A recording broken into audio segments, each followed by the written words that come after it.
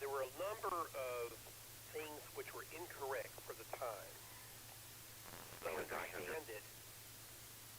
Believe it or not, males having exposed chests in public was illegal in Western societies until the 1930s, when there was actually a group of men in New York that... Afterglow Movie Net, Saturday, 10:30 p.m., W5FC. Afterglow Movie Net, Saturday, 10:30 p.m., W5FC.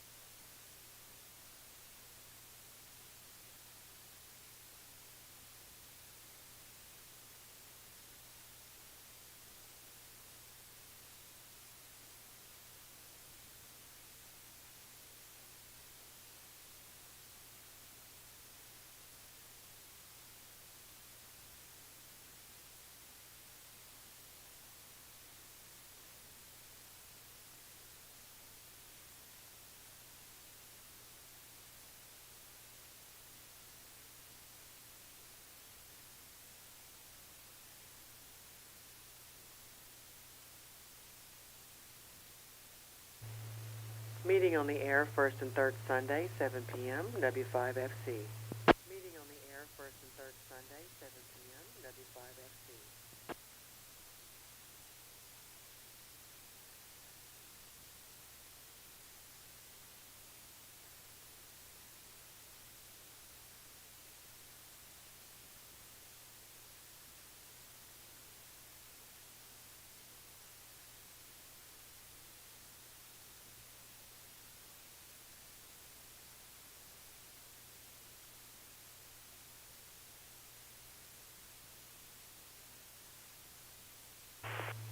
This is the W5FC repeater, PL 110.9. Mr. Chairman, I need to make myself very clear. If we uplink now, Skynet will be in control of your military. But you'll be in control of Skynet, right? That is correct, sir. Skynet.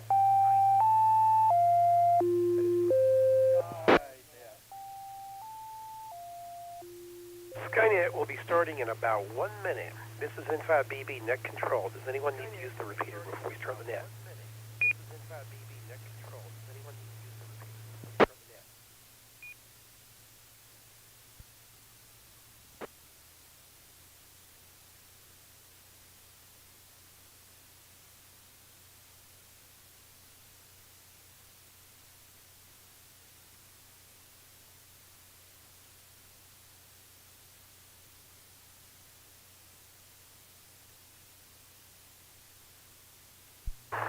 Good evening, Chaos 6 LZQ.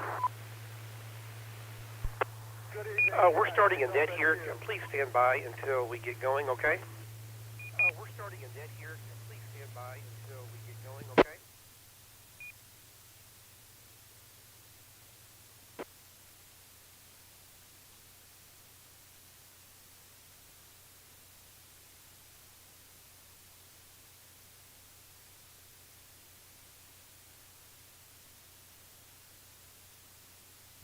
This is N5BB. My name is Bill, and I'll be your net control for this session of the DARC Skynet. And I'll be your net control for this session of the DARC Skynet. Skynet is a weekly net called every Saturday night at 9 p.m. concerning the subject of astronomy and space. Our purpose is to help amateurs become more familiar with the nighttime and daytime sky, astronomy, and space in general. This net is open to all amateurs interested in this topic, and we encourage your participation, comments, and suggestions for this net. You do not need to be a member of any club to participate. Stations with priority or emergency traffic may enter the net at any time by using the pro sign, break, and your call sign. Is there any emergency or priority traffic at this time?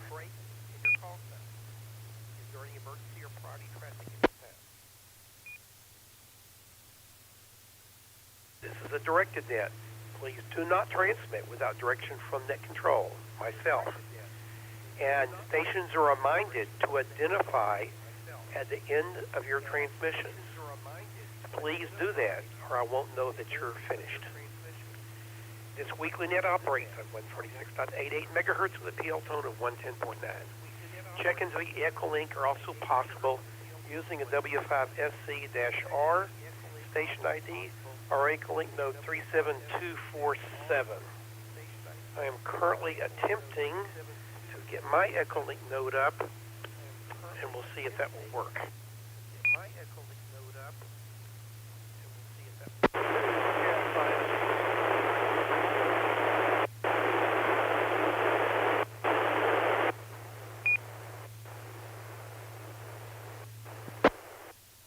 Station calling, do you have an emergency?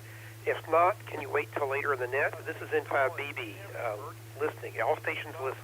Wait till later in the net. This is N5BB listening. All stations listen.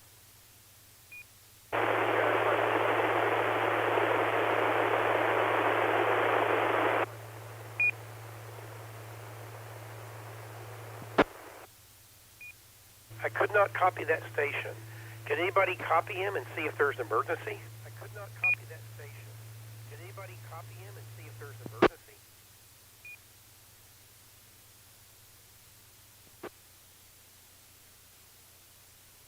Nothing heard. We are not accepting check-ins quite yet, but your signal was far too weak anyway. Okay. Where was I? I am listening to Echolink, and there are a lot of stations on Echolink this evening. We'll get to Echolink later. I'm sorry. Just a moment. I can't get my mouse to move over where I can. There we go. Scroll Tom's script. Tonight's topics: astronomy charts, pictures, and live audio-video links are available online. Go to www.fc.org right now for the complete list. And remember to tell others about this popular net. All amateur operators are welcome. You do not need to be a member of any amateur radio club to participate. This net will be 90 minutes long. Instruction in several parts.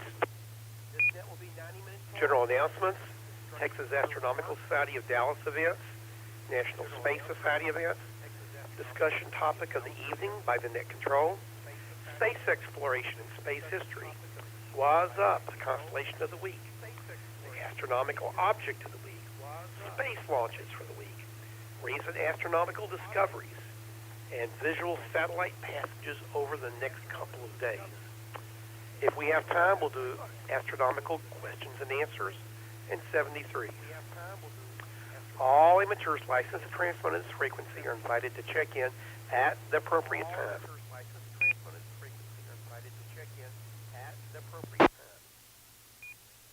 So let's start with short-time check-ins. Are there any short-time check-ins?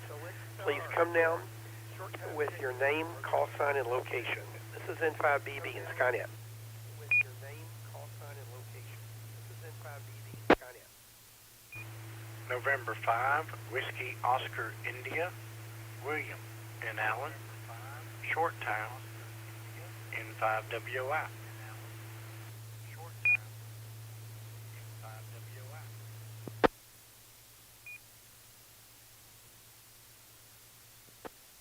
November 5 Sierra, Quebec Alpha, Ron, Dallas, short time. November 5 Sierra, Quebec Alpha, Ron, Dallas, short time.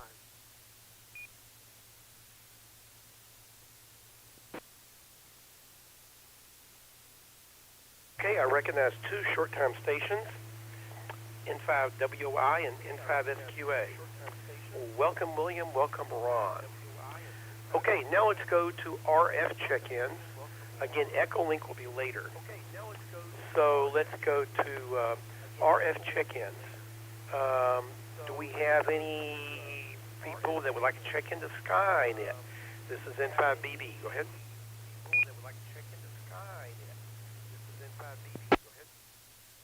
November Tango 5, Tango Mike, Tony, checking into Skynet. Tango 5, Tango Mike, Tony, checking into Skynet. KI5GR8, what Tony said, Melissa in Dallas. KI5GR8, what Tony said, Melissa in Dallas.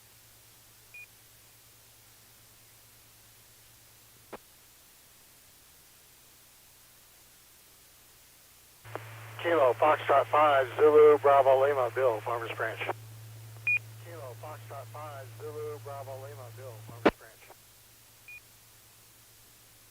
Kilo Alpha 6, Echo Tango Sierra, Phil, Mesquite. Kilo Alpha 6, Echo Tango Sierra, Phil.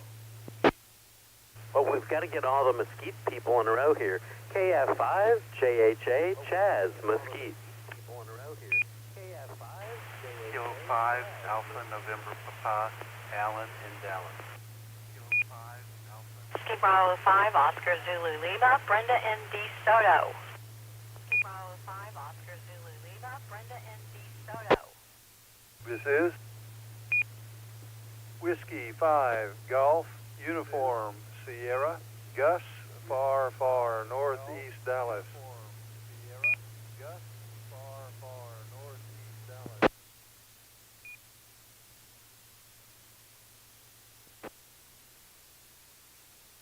Okay, let's pause there. Also, hang on just a second. Echolink is having some difficulty. Also, hang on just a second. Echolink is having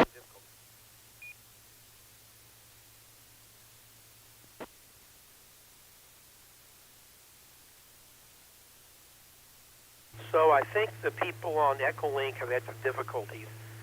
Can somebody tell me if they can hear me again? This is M5BB. Can somebody tell me if they can hear me again?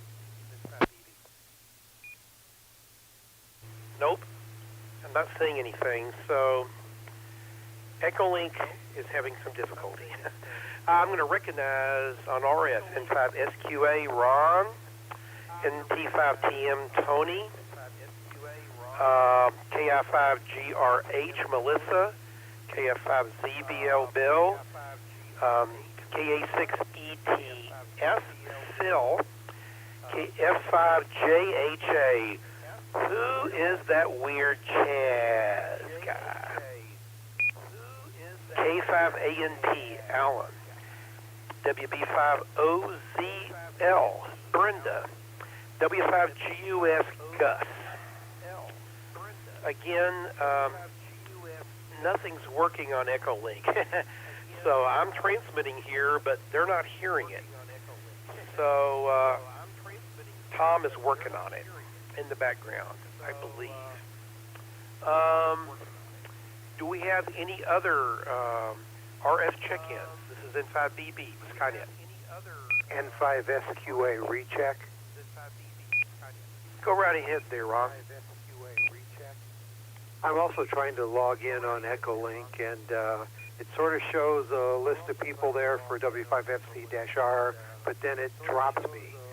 It says it timed out. So there's Echolink problems, as you know, but you can't even log into Echolink right now. I can't even log into Echolink right now. N5SQA back to net. I can't even log into Echolink right now. N5SQA back. The sound on Echolink has been dropping in and out very erratically. It goes up for a few seconds and it goes off. So a number of people are logged in. I'm logged in over there, but the login problem is different probably from the other problem. But thanks for the report there, Ron. So unfortunately, people listening on Echolink can't hear anything we're doing here. I can see what they're saying and I can text to them, but there's no audio either direction. Okay, so the last station I got was W5GUS Gus. Do we have any other RF check-ins for Skynet? This is N5BB. Kilo India 5 India Sierra India, Eric Richardson. Kilo India 5 India Sierra India, Eric Richardson. Kilo 5, Kilo, Tango X-Ray Kelly in Quinlan. Kilo 5, Kilo, Tango X-Ray Kelly in Quinlan. This is KF5JHA. I think you checked me in over on Echolink, but I'm also on RF. Mesquite. Me in over on Echolink, but I'm also on RF. Mesquite. No, I got you on RF there, Chaz. Thank you. The Echolink is temporarily operating again, so maybe they can hear my melodious voice. KA5ISI, hello, Eric. K5KTX Kelly. There may have been a double. Was someone else trying to get in on RF? This is N5BB, Skynet.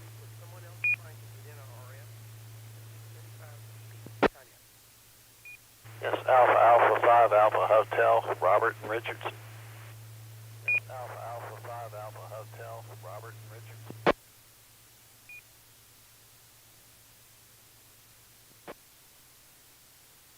Knowledge A5AH Robert. One more cry. Any other? Well, Echolink stopped again. Very aggravating. Again, I can see the text messages, but no audio. So, does anyone have any other RF check-ins before we move ahead? This is N5BB.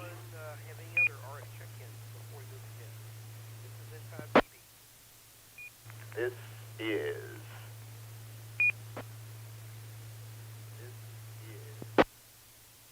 Whiskey Bravo number 4, Mike Foxtrot, India, WB4MFI, Ted Dallas Low Power.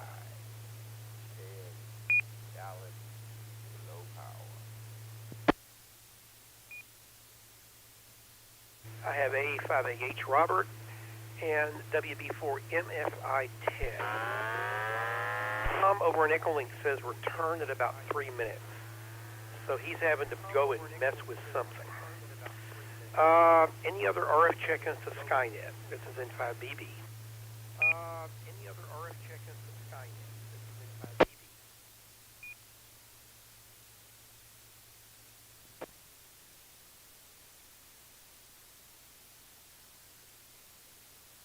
So again, I can see all the text chatter over on Echolink. Oh, there we go. Tom is resetting everything. It timed out. So everything is going to go away. And he's going to try to see if, when it comes back up, it's working again. One last try. Any more RF check-ins before we move ahead? This is N5BB. Yeah. One last try. Any more RF check-ins before we move ahead? This is N5BB. Yeah.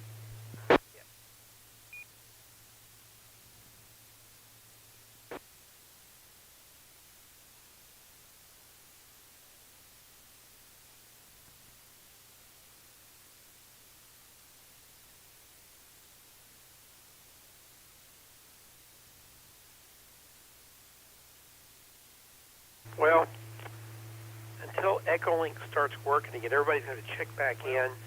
So it's going to take a while for that to happen. I guess let's move ahead. We're going to have kind of an odd net tonight with the Echolink all goofed up. I'm having difficulty logging back in. We'll see if it works. Nope. So I may have difficulty getting back into Echolink. Chaz, has it come back for you yet? Chaz, has it come back for you yet? No, I can't get back into Echolink. It looks like Tom, I'm watching the video feed on YouTube, and it looks like Tom is working on it on a different video computer right now. So we might need to just continue on until he gets that fixed.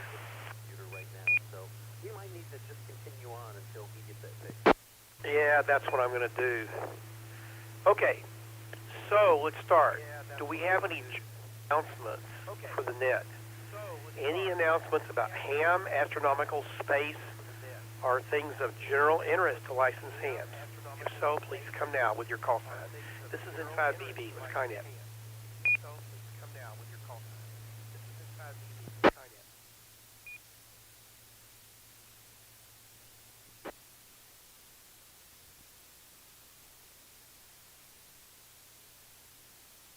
Tony, do you have no items?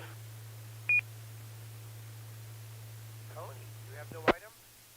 I can come up with some, sure. Why don't you go ahead and throw some things in, and then I'll throw a few things in. Why don't you go ahead and come back? This is N5BB. And then I'll throw a few things in. Come back.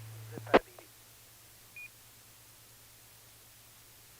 Sure. Well, I'd like to encourage everyone to head over to w5fc.org. We have some great information there. We are in June, so the countdown to Field Day is going on. We are in June. Tony, you have a very strong hum in your signal. Tony, you have a very strong hum in your signal. Uh-oh, still there? Yes, it's about the same strength as your voice.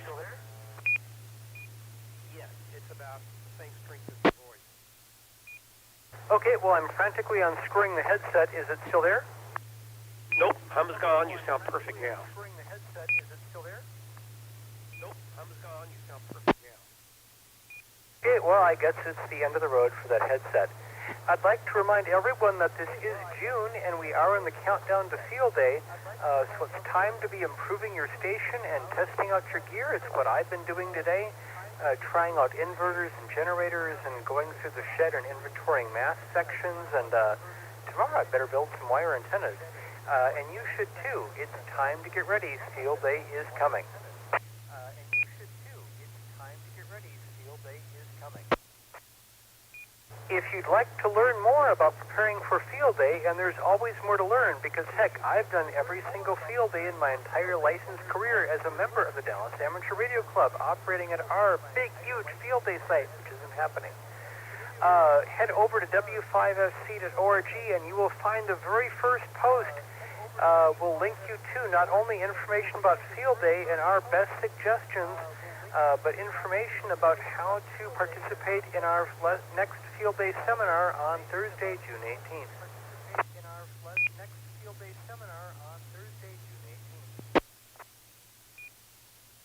This is an on the internet,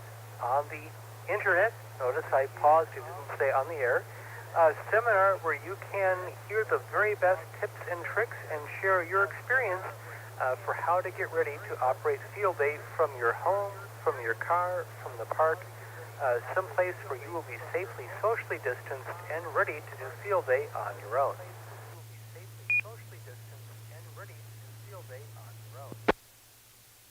Again, that's Thursday, June 18th, and w5fc.org. I would also like to remind everyone that this is not the last net of the evening. We'll be discussing Space Command, an episode of television. I don't know if we can call it that. An episodic series prepared for internet use and presented via YouTube will be discussed right here at 10:30 p.m. You still have time. You could watch it in the background where you're listening to the much smarter people on Skynet, and you could participate in our discussion right here at 10:30 p.m.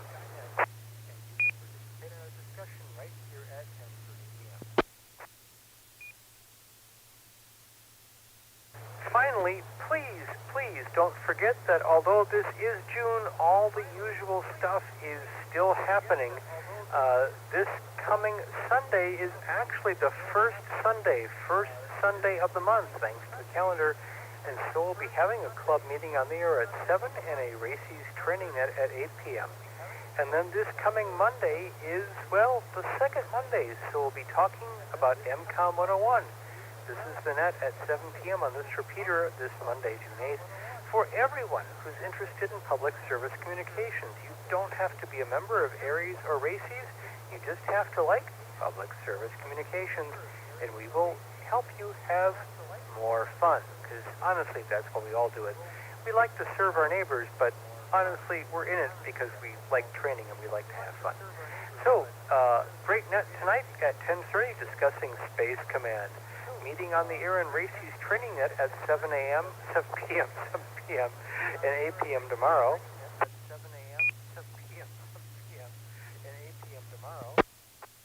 I'm not getting up that early. And then MCOM 101 on Monday at 7 p.m., all right here on this repeater. So that exhausts my standard announcements. This is NT5TM. Back to net.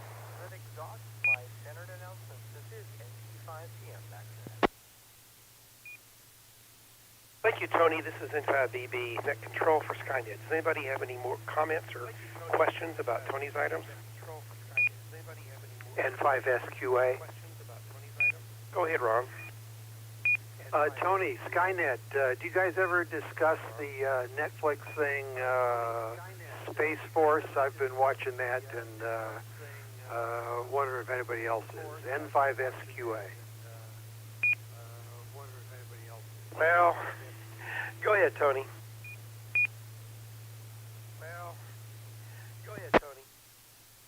So maybe Bill knows more. I think people try to watch that on Friday night and discuss it on Facebook on Friday night, and so they can all kind of suffer together.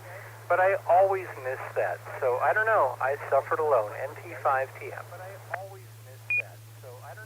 And I have not participated since I don't really use Facebook. Does anyone else have any comments about that?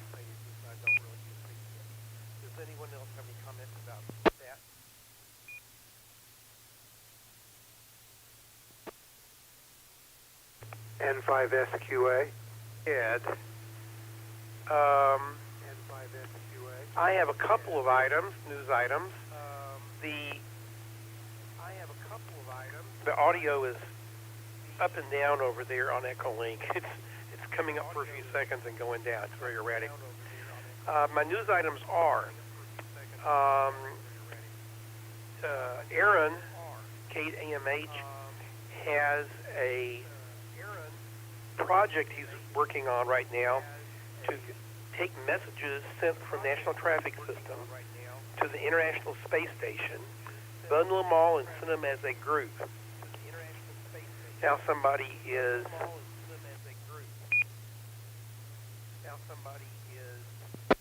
Okay, I was told I doubled with Ron. Ron, go ahead.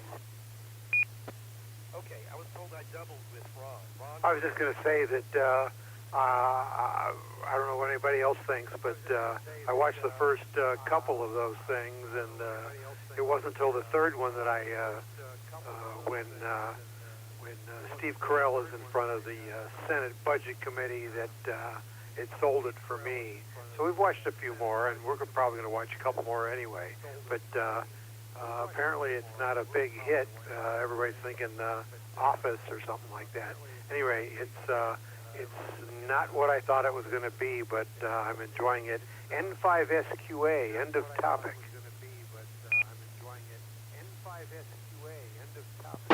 Yeah, we're not really talking about news media at this present yet. Okay, thank you, Rob. Let's go back to the subject at hand, which was amateur radio activities locally and space things.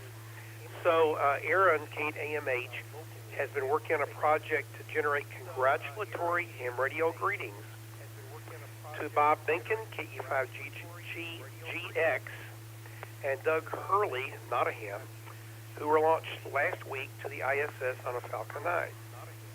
If you want to participate via the National Traffic System, you can learn more at www.k8amh.com/NASA. That is www.kilo8alpha/com/NASA. The other item I have about that is that Aaron is also doing some National Traffic System training. And this training will be going on, I'm not looking at the page right now. It's later this month, in June, and I'm just not looking at it. I'm sorry. You can go to dfwtrafficnet.org. That's dfwtrafficnet.org. There's a bar on the top that has the training, and you can click on it and sign up for it. dfwtrafficnet.org. My last news item is that the National Space Society North Texas chapter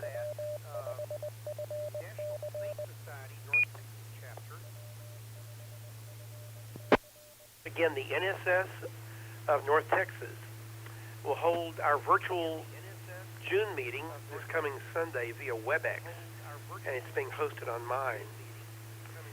You can contact me at space@byrom.net. That's BYROM as in man.net, or inside BB. It's November 5 Bravo Bravo at ARRL.net. If you wish to visit the virtual online meeting on WebEx, and I'll send you login information. The reason that some people on this net might be interested, by the way, the meeting is 4 p.m. this coming Sunday, June the 14th. The reason is the topic will be a presentation by Robert Reeves. He's a San Antonio astro-imager. He's an author. He's well known for his 365 Days on the Moon image project. So that's going on this coming Sunday, June the 14th in the afternoon at 4 p.m. Let me know inside BB at ARRL.net or space@byrom.net if you're interested. One more item, the NASA worm lives. The Falcon 9 booster, which launched NASA astronauts Doug Hurley and Bob Benkin to the International Space Station last week, showed off the old NASA worm logo that's got these big curved characters, and the newer NASA meatball logo, which is a blue circular thing. I've got a link that you can look at from National Space Society, which will show you the booster singed, sitting on the ship. Of course, I Still Love You, after it came back down, and you can see those logos. Okay, any questions about these news items or any other news from the world of science, space, or amateur radio before we move ahead. This is M5BB and Skynet. Science, space, or amateur radio before we move ahead. This is M5BB and Skynet.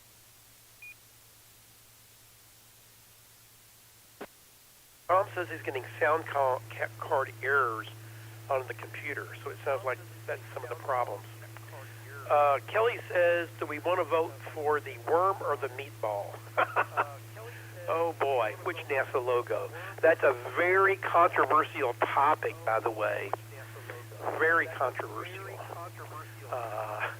Okay, let's move ahead. Before we move ahead, AMSAT has 2 nets available to Dallas residents. Tuesday evenings at 8 p.m. Central Time. You can get on Echolink.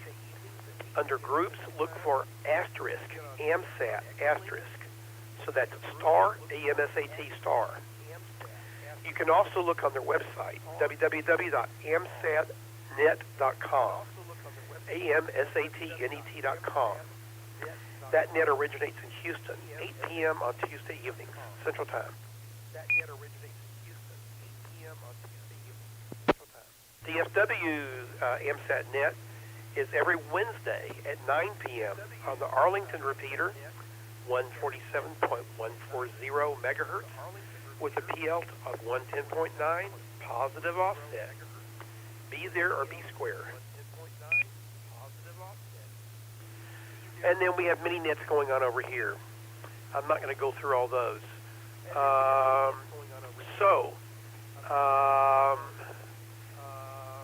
Next. Since Tom is probably busy trying to fix things, I'll tell you about tonight's Afterglow. Actually, let's listen. Tom, are you here? Do you want to talk about Afterglow inside BB? Actually, let's listen. Tom, are you here? Do you want to talk about Afterglow inside BB? Yeah, you go ahead. I can go ahead and do it, Bill. Go ahead, Tom. Yeah, you go ahead.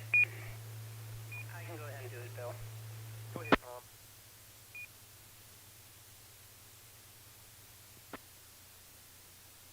Can you hear me, Tom? Go ahead. In the script, please stand by. If you don't want to, Tom, I can do it. Please stand by. If you don't want to, Tom, I can do it.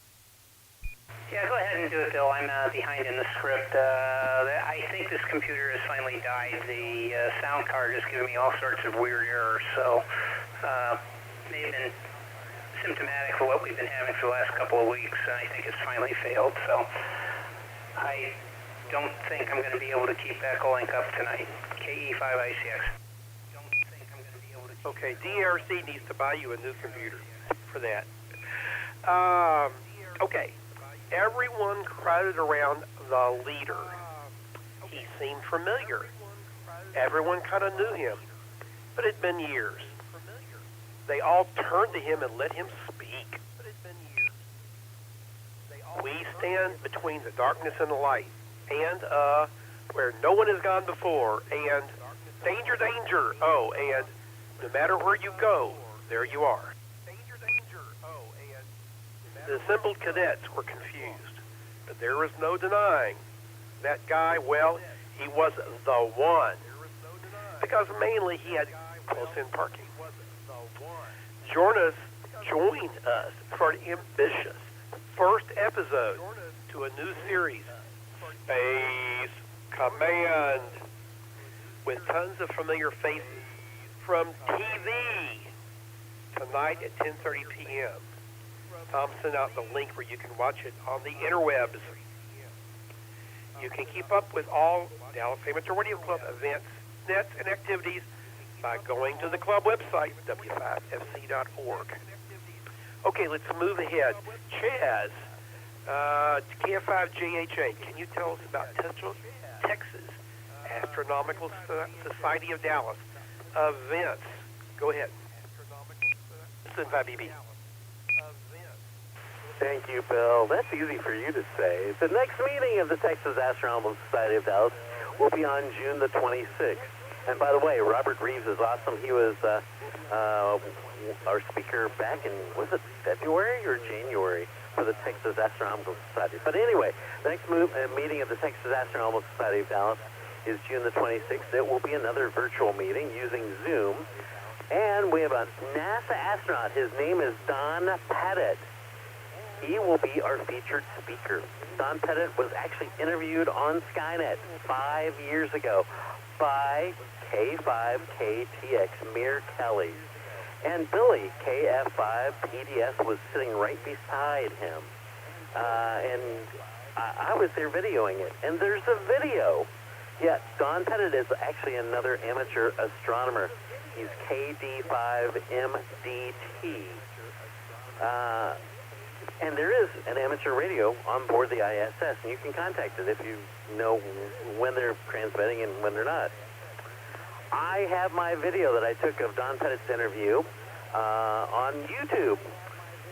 If you look up Don Pettit interview, Skynet, March 21, 2015, you should be able to find it. So, anyway, so the next meeting will have Don Pettit of the Texas Astronomical Society. The Texas Astronomical Society will not have any observing stations live on Saturday nights until this shelter-in-place and COVID-19 is over. But check their website, texasastro.org, for details about this and many other things. Okay, Bill, back to you. This is KF5JHA. Okay, Bill, back to you. This is KF5JHA. Very good, Chaz. This is N5BB. Thank you. Earlier, I gave information about the National Space Society and the Robert Reeves presentation this coming Sunday afternoon, which you can listen to if you want to. I'll give you login. If you give me an email at n5bb@arrl.net or space@byrom. It's byrom.net. Okay, so before I start the net control topic of the evening, which is double trouble. Do we have any more check-ins? This is N5BB at Skynet. Do we have any more check-ins? This is Kilo Golf 5, Whiskey Victor Lima, James and Carrollton. Kilo Golf 5, Whiskey Victor Lima, James and Carrollton. Recognize KG5WVL. Good evening, James. Do we have any other check-ins for Skynet? This is N5BB. Do we have any other check-ins for Skynet? This is N5BB.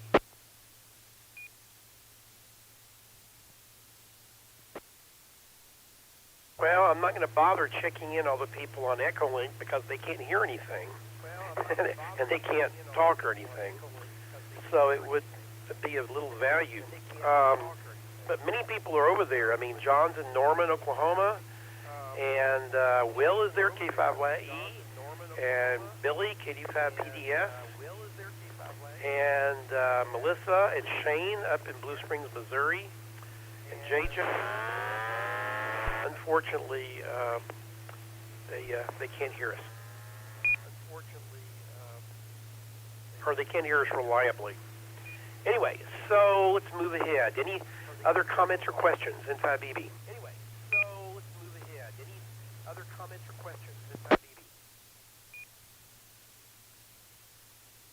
Okay. The special topic for this evening is double trouble. The brightest supernova, which are used as cosmic yardsticks, have an unexpected trigger. Pairs of dead stars. The white dwarf stars were zipping across the Milky Way at more than 1,000 kilometers per second. This is thousands of times faster than a speeding bullet. So fast that they would eventually escape the gravitational clutches of the galaxy. They were not like anything we had seen before, said Boris Gainzik, an astronomer at the University of Warwick. Gainzik and his colleagues suspected that those burned out embers were fleeing scenes of violence. supernova explosions in which another white dwarf had detonated like an Earth-sized hydrogen bomb. And the standard picture of these explosions, known as Type 1A supernova, a nearby giant star lights diffuse. But the extreme speed of the white dwarfs suggested a different scenario, in which the fleeing dwarfs had delivered the sparks from close orbits around the doomed stars. When they blew up, those partners were flung away like shots from a sling, a biblical sling.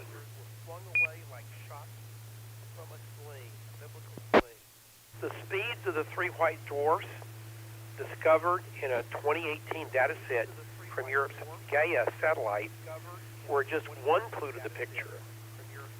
Subsequent ground-based observations found traces of iron and other metals in the star's light, elements that might have been implanted by a supernova blast. From the color and brightness of the light, the astronomers could deduce that the stars were hotter and larger than typical white dwarfs, as if they had been puffed up by a sudden energy boost. Most telling, the researchers rewound the stars' trajectories and found that one hailed from a known site, the remnant of a 90,000-year-old supernova. They are the very best evidence for the twin white dwarf scenario. That's right, the twin white dwarf scenario. This is Tim leader Ken Shing of the University of California at Berkeley.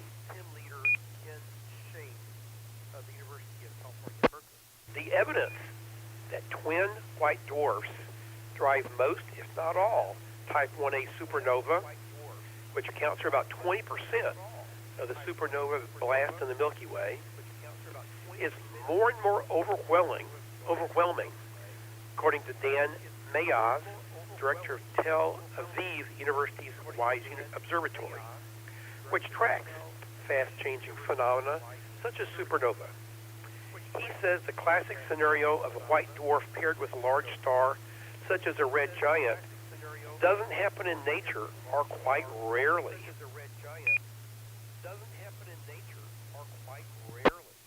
So throw away your old astronomy books. Which picture prevails has impacts across astronomy. Type 1A supernova play a vital role in cosmic chemical manufacturing, forging in their fireballs most of the iron and other metals that pervade the universe. The explosions also serve as standard candles, assumed to shine with a predictable brightness. Their brightness, as seen from Earth, provides a cosmic yardstick used, among other things, to discover dark energy, which is the unknown force that is accelerating the expansion of the universe.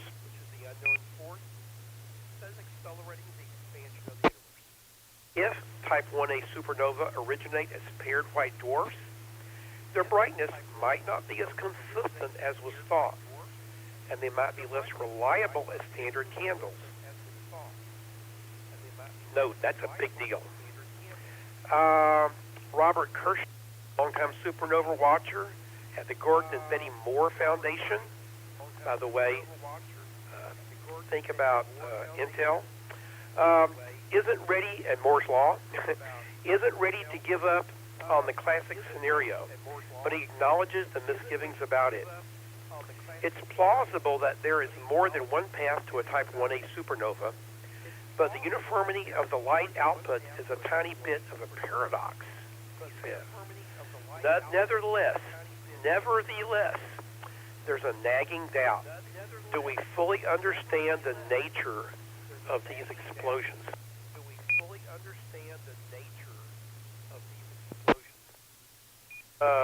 Tom on Echolink is giving a place where people can listen to the audio. Anyway, so I'm going to go through the rest of this paper. This was a overview little article in Science magazine from the American Association for the Advancement of Science, the June 2020 issue. and they are, the classic scenario again is you've got a red giant and you've got a white dwarf, which is stealing gas from the red giant. When there gets to be enough, there is a runaway explosion, and the core of the white dwarf ignites, leading to a supernova. But there might be a situation where you've got a white dwarf binary. So merging white dwarfs generate heat, sparking carbon fusion. And the explosion may be superficial and lopsided. They're not really sure. Or there might, just before a merger between two white dwarfs, one dwarf could steal a thin layer of helium that detonates, igniting a bigger explosion in the core. And if that helium layer explodes, then you get a really big one, and you get a second white dwarf that's thrown from the blast at high speed. So, lots of stuff going on there, lots of studies. So, here's a quote. It's a real golden age for supernova because we're finding so many with our new telescopes. Survey telescopes that scan the skies nightly or hourly are catching more and more supernova. The current forerunner, the Zwicky Transient Facility in California, spots about 30 supernova per night. Wow, that's really amazing to me. 30 per night. Its output will be dwarfed in 2022 by the opening of the Vera C. Rubin Observatory, an 8.4-meter survey telescope in Chile. That's expected to find thousands of supernova nightly. Wow, it's amazing.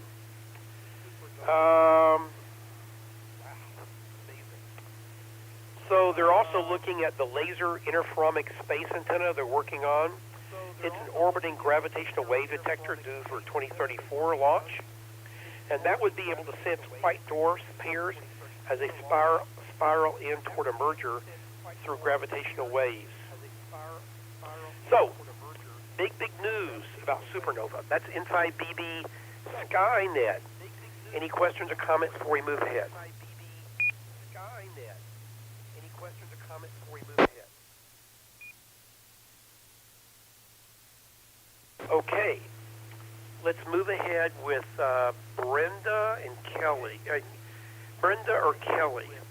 Who is doing the space exploration news? Somebody let me know. This is N5BB. This is WB50ZL. It's my turn. Go right ahead, Brenda. You've got the net. Thank you. In space exploration news, of course we know Demo 2 launched Doug Hurley and Bob Behnken to the ISS. And what we're showing is a picture of Trimmer, the toy Apatosaurus that became an important crew member as the zero-G indicator. Now you may think this is frivolous, but there is a very long history of this practice. Yuri Gagarin carried a small doll as his zero-G indicator. And I do wonder if Trimmer trained on the Vomit Comet.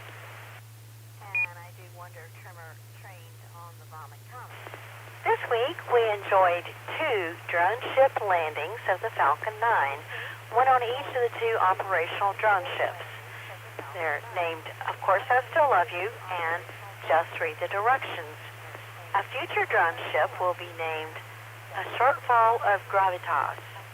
These names come from the science fiction works of Ian M. Banks. On Mars, the mole is at last burrowing. An image taken on June 3rd shows the arm of NASA's InSight lander gently pushing its heat probe into Mars. Also known as the mole, the Heat Flow and Physical Properties Package probe is managed by the German space agency DLR. This image shows a milestone for the probe, mission personnel have struggled for more than a year to get the mole far enough underground to do its work.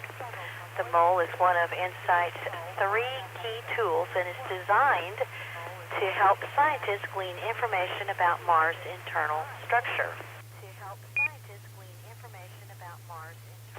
Also this week, on June 3rd, SpaceX launched 60 Starlink satellites.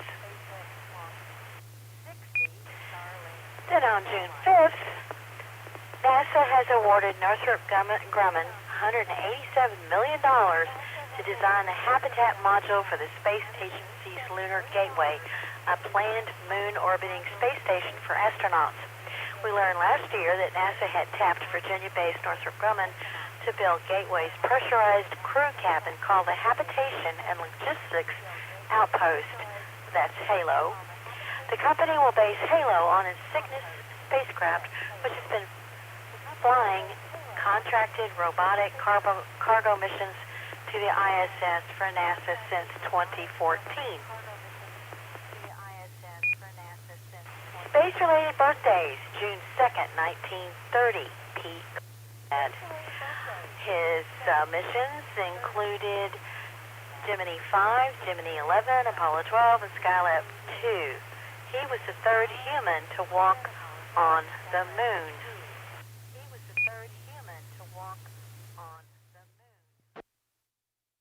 Then on June 5th, 1819, John Couch Adams was born. He was a British mathematician and astronomer.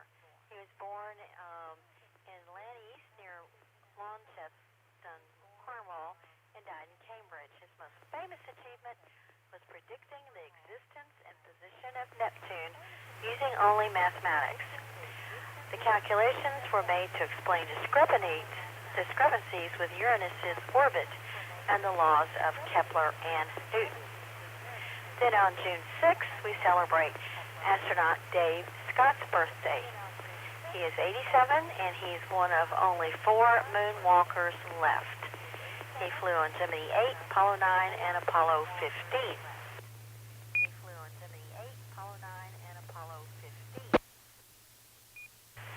This week in space history, there was the Ed White spacewalk. By mid-1965, the Soviet Union was leading the space race. In 1963, the Soviets set a space endurance record of 5 days. In the fall of '64, the year in which NASA had no human space flights at all, the Soviets launched a 3-cosmonaut crew. The following March, cosmonaut Alexei Leonov became the first person to walk in space. The Soviet lead in space was increasing, but the Gemini 4 mission, launched 55 years ago this week, closed the gap. 4 hours into the mission, astronaut Ed White opened a capsule's hatch and made America's first spacewalk, floating in space for 20 minutes. This was NASA's second 2-astronaut flight, and White and crewmate Jim McDiffett spent just over 4 days in space, nearly 3 times as long as the previous American record set in 1963.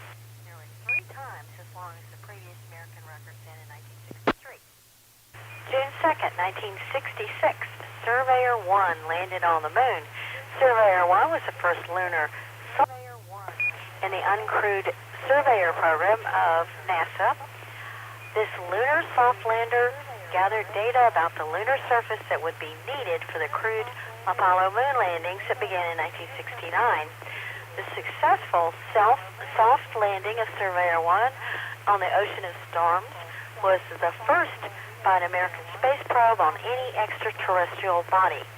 Surveyor 1 was launched May 30th, 1966 from Cape Canaveral and landed on June 2nd, landed on the moon on June 2nd, 1966. Surveyor 1 transmitted 11,237 still photos of the lunar surface to the Earth by using a television camera and a sophisticated radio telemetry system. That's all I got. Back to net, WB5OZL. That's all I got. Back to net, WB5OZL. Thank you, Brenda. This is N5BB, Net Control Skynet. By the way, Tom's got the YouTube live streaming running. He's in his brand new T-shirt, and he's probably listening to me, although his face hasn't responded yet. But you can find him by doing a search for YouTube, DARC Skynet, although there's several of them, and you got to search for the right one. And Tom is smiling now, so it finally buffered through to him. Captain Kirk is running in the background. He probably has a license to distribute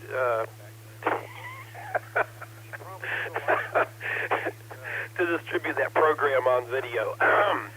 Anyway, next, let's move ahead.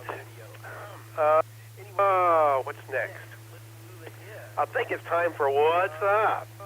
Miss Carolyn's Constellation of the Week. What you say, Chaz? This is N5BB.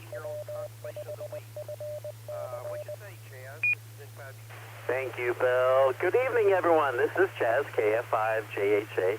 My degree is in astrophysics, and I am the lab manager for Brookhaven Community College. We call this segment of Skynet What's Up. I'll also be doing Miss Carolyn's Constellation of the Week. But first, let's go to What's Up.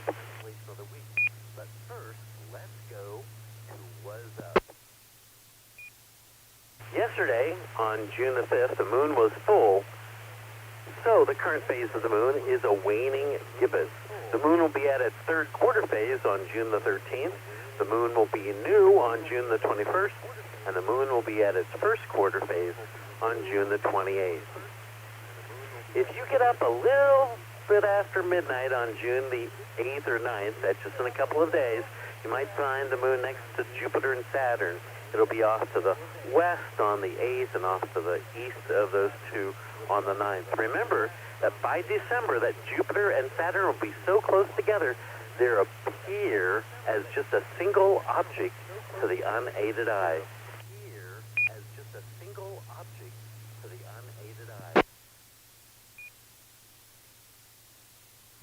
On June the 13th, the moon will be in conjunction with the planet Mars. Mars and the Earth are getting closer and closer to each other, and in October, Mars and the Earth will be at their closest point that they have since the summer of 2018. And this is the time where we launch spacecraft to get to Mars, when we're at the closest. I think Kelly has talked about that a little bit over the last week or two.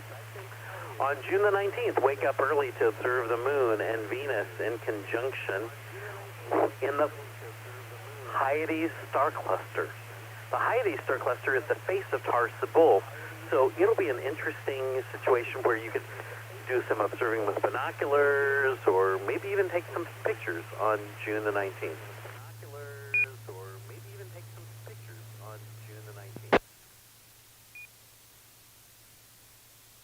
On June 23rd, in the evening sky, the thin crescent moon will pass by the Beehive star cluster. It's also known as M44 on Charles Messier's list. And that's in the constellation of Cancer the Crab. That'll be an interesting night as well. June the 23rd, in the evening sky. That'll be an interesting night as well. June the 23rd, in the evening sky. 2 meteor showers in June can be watched. The June Lyrids will peak on the night of June the 16th, 17th. The June Lyrid meteor shower has only been observed a few times since 1966. It could have a couple of dozen meteors per hour, or it might not have any meteors. The second meteor shower is the June Boötes, which peaks on the night of June the 26th and 27th. Once again, it varies in intensity from 0 meteors to more than 100 meteors per hour. Very variable. Okay, so this is the end of the segment What's Up. Now, let's start Miss Carolyn's Constellation of the Week. What's up? Now, let's start Miss Carolyn's Constellation of the Week.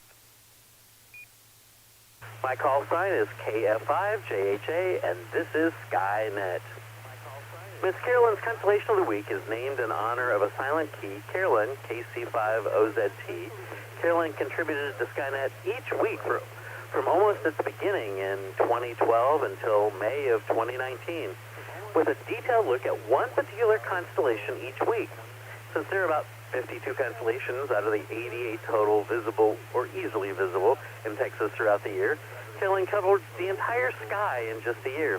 In her honor, we have continued the tradition of a constellation per week. Miss Carolyn's constellation of the week this week is Canis Venatici. Canis Venatici represents two hunting dogs, Shara and Astron. They're held on a leash by the herdsman, Bootes. They're held on a leash by the herdsman, Bootes.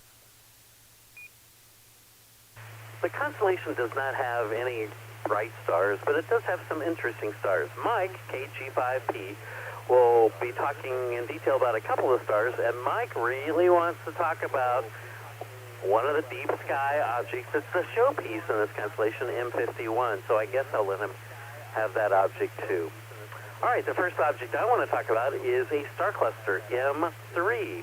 You can find it about halfway in between Coriolis and Arcturus. Coriolis is the brightest star in Canis Venatici. It is easily seen in binoculars, and even in small telescopes you can see some of the individual outlying stars. With telescopes 8 inches and larger, should be able to resolve some individual stars clear to the core. It's about 34,000 light years in distance. Clear to the core. It's about 34,000 light years in distance.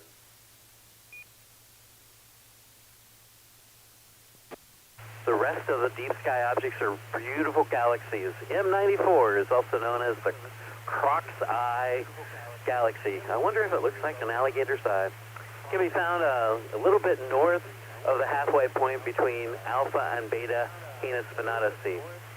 In a 12 or 13-inch telescope, it appears as a bright fuzzy comet, sort of an elongated fuzzy patch. Photographs show a beautiful spiral galaxy, and it's about 14 million light years in distance. And it's about 14 million light years in distance. M106 is another bright fuzzy patch that could be easily visible in binoculars. But in a 10-inch or larger telescope, details start just popping out into view, including two spiral arms.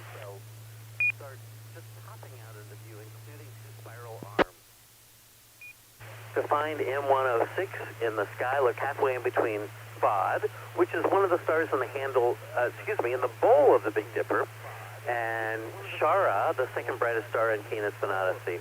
It is about 25 light years away from us, 25 million light years away from us. 25 light years away from us, 25 million light years away from us. M63, the Sunflower Galaxy. What a great thing to talk about this time of the year. When looking at a photograph, it does look like a sunflower, or the flower part of it.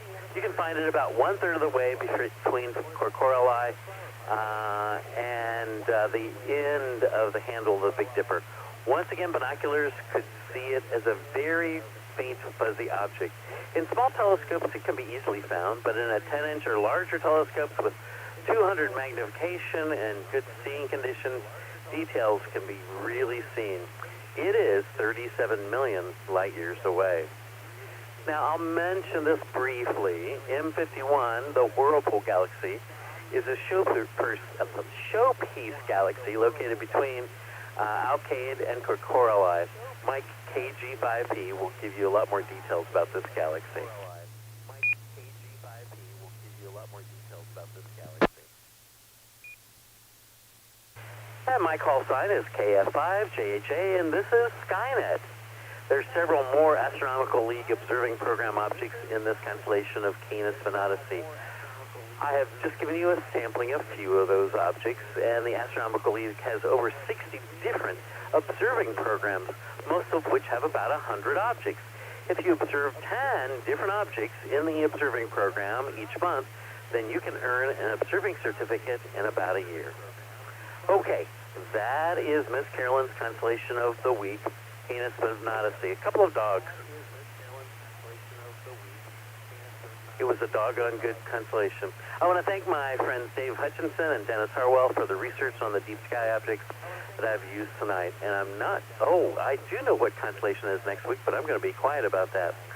Okay, the next meeting, I've already told you this, of the Texas Astronomical Society is going to be on June the 26th with an astronaut, Don Pettit. He's a ham, KG5MDT. And yes, we did have him interviewed on this Skynet program about 5 years ago. 5 years ago and a few months. You can find that video if you want to. Search YouTube, Don Pettit interview, Skynet, March 21, 2015, and you should be able to find it. And by the way, this virtual task meeting that's coming up on June the 26th, there won't be any parking problem. I thought it was funny. I hope we resume face-to-face meetings soon and the task public observing station soon after all of this shelter place is over. Once again, TexasAstro.org has details about all the goings-on for the Texas Astronomical Society of Dallas.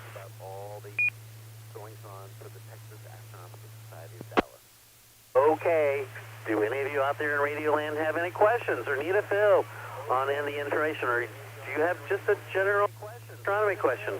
I don't know everything, but I may have the answer to your question. Come now with your call sign if you have a question. The answer to your question. Come now with your call sign if you have a question.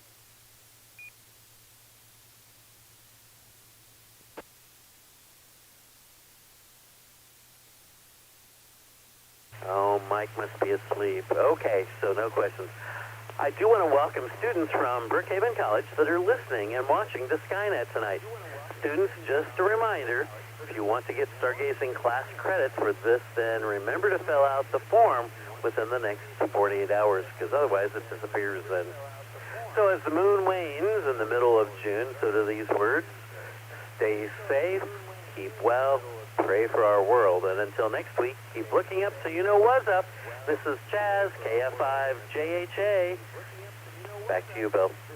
Oh, I see Tom is waving again. Back to you, Bill. Oh, I see Tom is waving again. Yes, we have a delay where the signal goes up to the satellite and goes to the other satellite and goes to the other satellite and takes a trip to the moon and finally comes back. Very good. Thank you, Chaz. Do we have any questions about Chaz's extravaganza? This is Skynet, N5BB net control. This is Skynet, N5BB net control.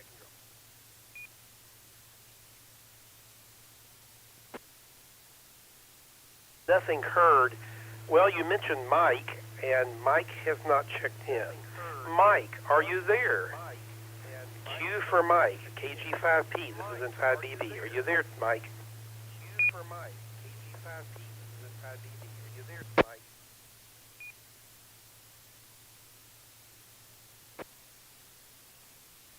Well, I hope Mike is okay. He's normally pretty standard here doing his object of the week. So, does anybody else going to give the object of the week? In place of Mike, this is N5BB.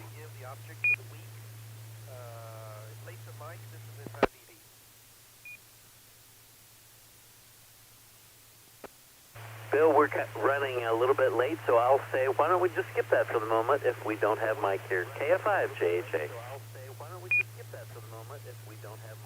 Okay, we're actually maybe a little early depending on how the nets work. Let's go to Tom. Tom, do you want to discuss space launches for the week?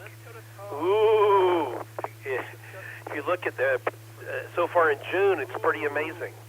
KU5ICX, this is N5BB, and Skynet. KU5ICX, this is N5BB, and Skynet. Yeah, I'll be happy to do that, Bill. I get the sources from on the launches from two different locations. Space Coast Launches, which will give you everything out of Florida, of course. That's spacecoastlaunches.com. And then my favorite is Space Flight Now launch schedule, which includes all of the international launches. So we have, let's see here, we've got, oops, I think I put one in from last week. What is today? Here we go. June 11th is the next one. Electron, Don't Stop Me Now.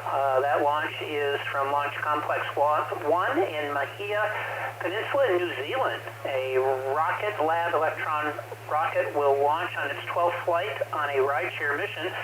The rocket will carry 3 payloads into orbit for the National Reconnaissance Office, the U.S. government's spy satellite agency, and Andesite CubeSat for Boston University, and NASA's CubeSat launch initiative, which will study Earth's magnetosphere and space weather.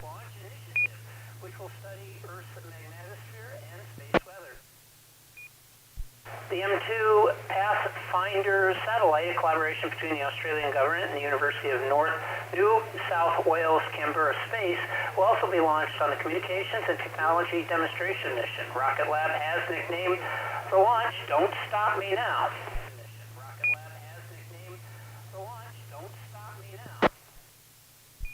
We also have, it has not been determined, but it is scheduled here probably in June, it's hard to say, GSLV Mark II, the GSAT, which will be launched from Satish Dhawan Space Center in Sriharikota in India. This will be a GSLV F-10, which will launch India's first geo-imaging satellite, or GSAT-1. It will provide continuous remote sensing observations over the Indian subcontinent from geostationary orbit or more than 22,000 miles away.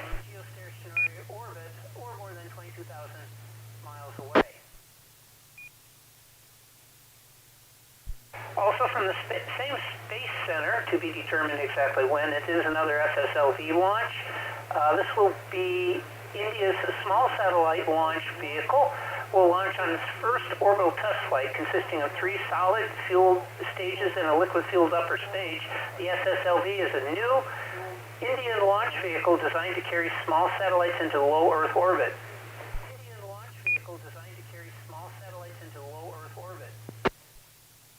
And then to finish off the hat trick again from the Satish Dhawan Space Center, India's Polar Satellite Launch Vehicle, PSLV, designated PSLV C-49, will launch the RESAT-2BR-2 radar Earth observation satellite for the Indian Space Research Organization.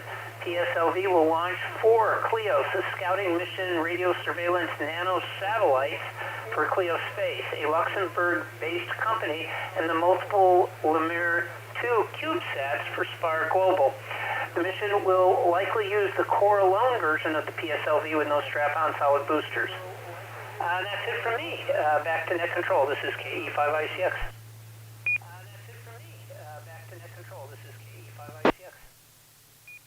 Very good, Tom. Thank you very much. This is N5BB. Are there any questions or comments or late check-ins? This is N5BB, Skynet net control.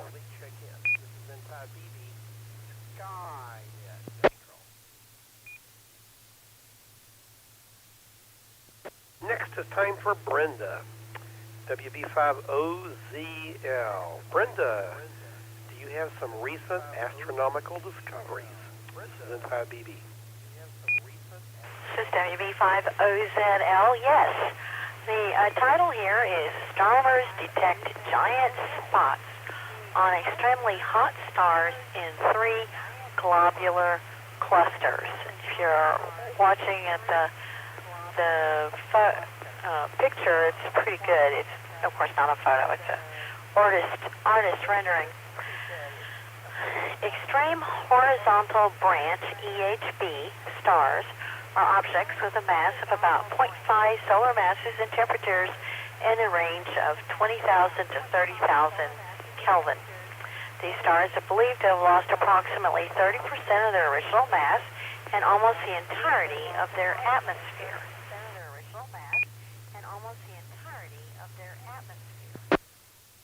Their hydrogen shell is so thin that in the wake of exhausting their helium-burning core, they are doomed to skip the asymptotic giant branch phase.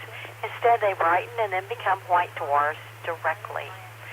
These hot and small stars are special because we know they will bypass one of the final phases in the life of a typical star and will die prematurely, said Dr. Yazan Momani, an astronomer at the INAF Astronomical Observatory of Padua. And our galaxy, these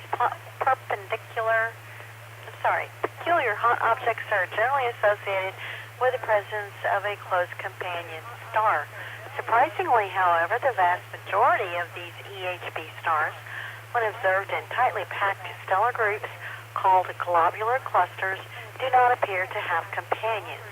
Dr. Momini and his colleagues observed EHB stars in NGC 2808, NGC 6752, and NGC 5139 globular clusters.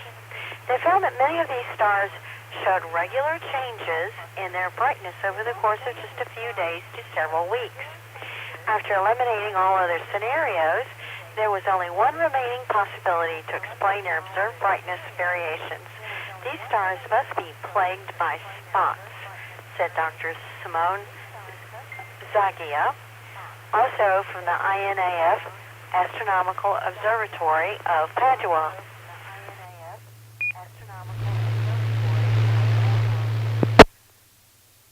The spots on EHB stars are brighter and hotter than the surrounding stellar surface, unlike on the sun, where astronomers see spots as dark stains on the solar surface that are cooler than their surroundings. They are also significantly larger than sunspots, covering up to a quarter of the star's surface. They're incredibly persistent, lasting for decades, while individual sunspots are temporary, lasting only a few days to months. As hot stars rotate, the spots on the surface come and go, causing the visible changes in brightness.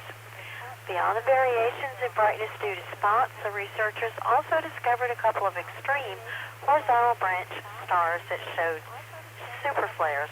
They are similar to the flares we see on our own sun, but 10 million times more energetic, said ESO astronomer Dr. Henry Boffin. Such behavior was certainly not expected and highlights the importance of magnetic fields in explaining the properties of these stars.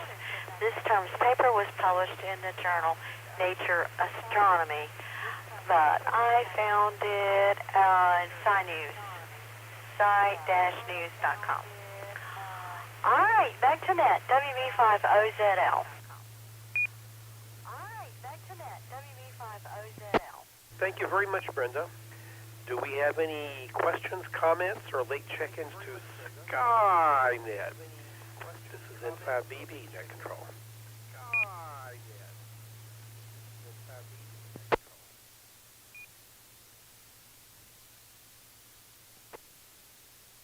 Well, we're missing a few stations because of the Echolink problems. How about visible satellite passages over the next couple of days? Tom, we need get some fill-in here. You want to do it? N5BB.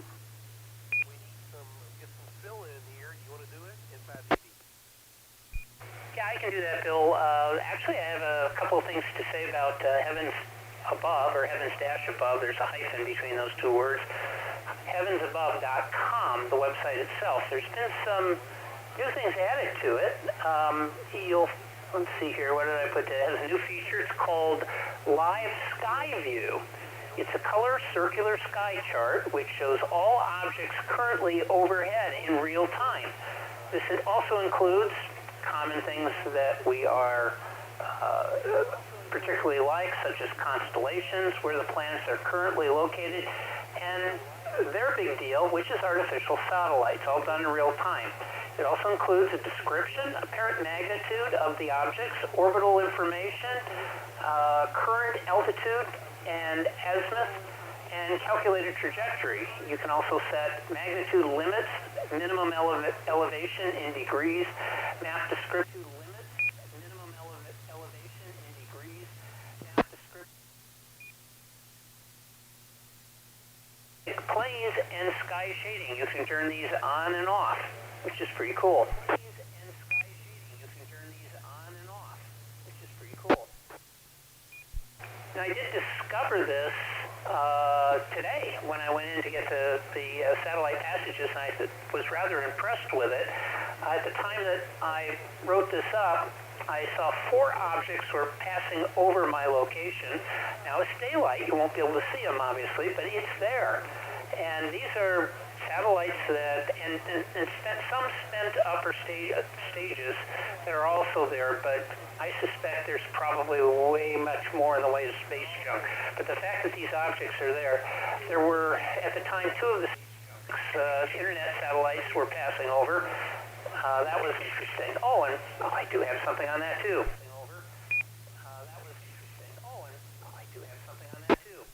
But there were two of those, two spent rocket stages, and I think one geosynchronous satellite overhead that was meant. Of course, it's always going to be overhead, right? All the geosynchronous stuff.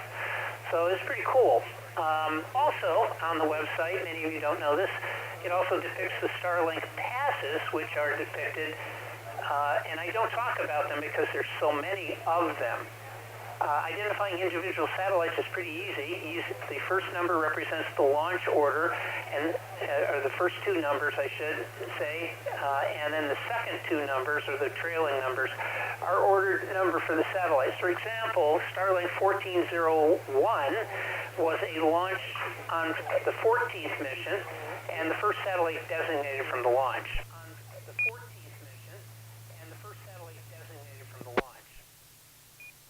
Now, the one thing I do have, believe it or not, as we get into this time of the year, there was a satellite pass, an ISS pass earlier this evening, just during Skynet. I think it was at 9:45. It had about a 20-degree pass. It's very brilliant, of course. So, but that was the only thing. After that, all I got really is the X-37B. Hang on just a sec.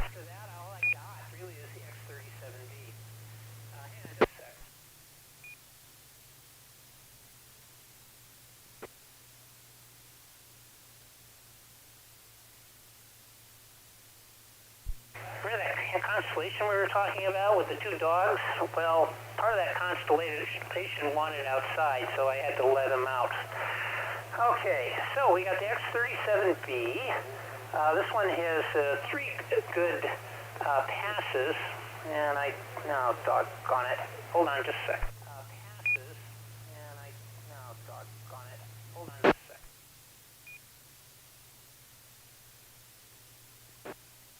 Not sure what more could go wrong this evening. I didn't have the main page for the X-37B. I just popped it on the screen here. So there are five passes actually, which aren't too bad. The X-37B has returned to orbit, is again registered on Heavens Above. Interestingly, the name of each mission varies greatly, from USAS or USSF now, designated mission numbers, to simply X-37B. And that's what's being called on this mission, which will probably last more than 2 years. Due to the orbital path, the X-37B routinely has multiple passes over the same location each day. So, in this sample I've got from June 9th to the 16th, the 11th, 12th, and 13th, and 15th show some really nice, promising passes. So June 11th shows a pass at 1850 our time, 650. It's probably, that's nice, but I don't think you're going to be able to see that. This happened last time. I looked at this and couldn't figure out why they were giving such early times, because you shouldn't be able to see it. I'm going to skip that. Let me go to, maybe that must be a problem with this thing, is that I don't have really good information here. This happened last time. Hold on. Good information here. This happened last time. Hold on. I'm going to read off the chart rather than off my script, because, again, I didn't pay attention to the fact that in broad daylight, they're trying to give satellite passes. So somebody messed up on entering this stuff. These are supposed to be visible passes, but these are all passes. June 13th at 5:23 a.m. out of the north-northwest. At 5:26, it reaches highest point at 39 degrees and then fall to 10 degrees at 5:29. That one looks like it's in shadow. Let me see if I can find another one here. 4:28 on June 14th will reach a pass of out of the north. It reaches highest point at just 15 degrees in the northeast at 4:28, and it'll fall at 4:30. 90 minutes later, you can see it again. This one's a much more favorable pass at 5:04. I'm not so sure. You might be able to see it. You might not. At 5:07, it reaches its highest point at 57 degrees, and it falls at 5:10. So I'm going to give those. I'm going to pay special attention to this now that I look and see that this one is not visible satellite passes. This information correctly, but did not put in the fact that the sun was involved. That's why there's so many good passes. You just can't see them. The sun was involved. That's why there's so many good passes. You just can't see them. So, Bill, for me this evening, I don't have much more. Maybe Chaz can explain why this happens, but it seems to be when we get to the solstices that they kind of fade away for a while, or the equinoxes. I don't know. I'm not that smart. Maybe he can explain it. Or maybe I'll ask him next week and he can look it up on Google or something. Back to you, Bill, KE5I6. On Google or something. Back to you, Bill, KE5I6. Well, very good, Tom. Thank you. This is Inside BB and Skynet. Do we have any late check-ins?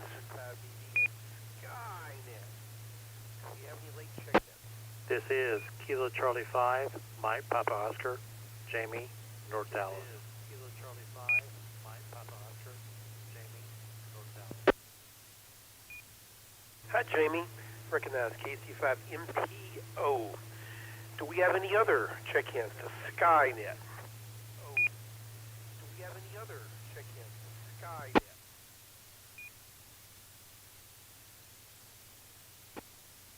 Okay, we are actually 5 minutes or 6 minutes early.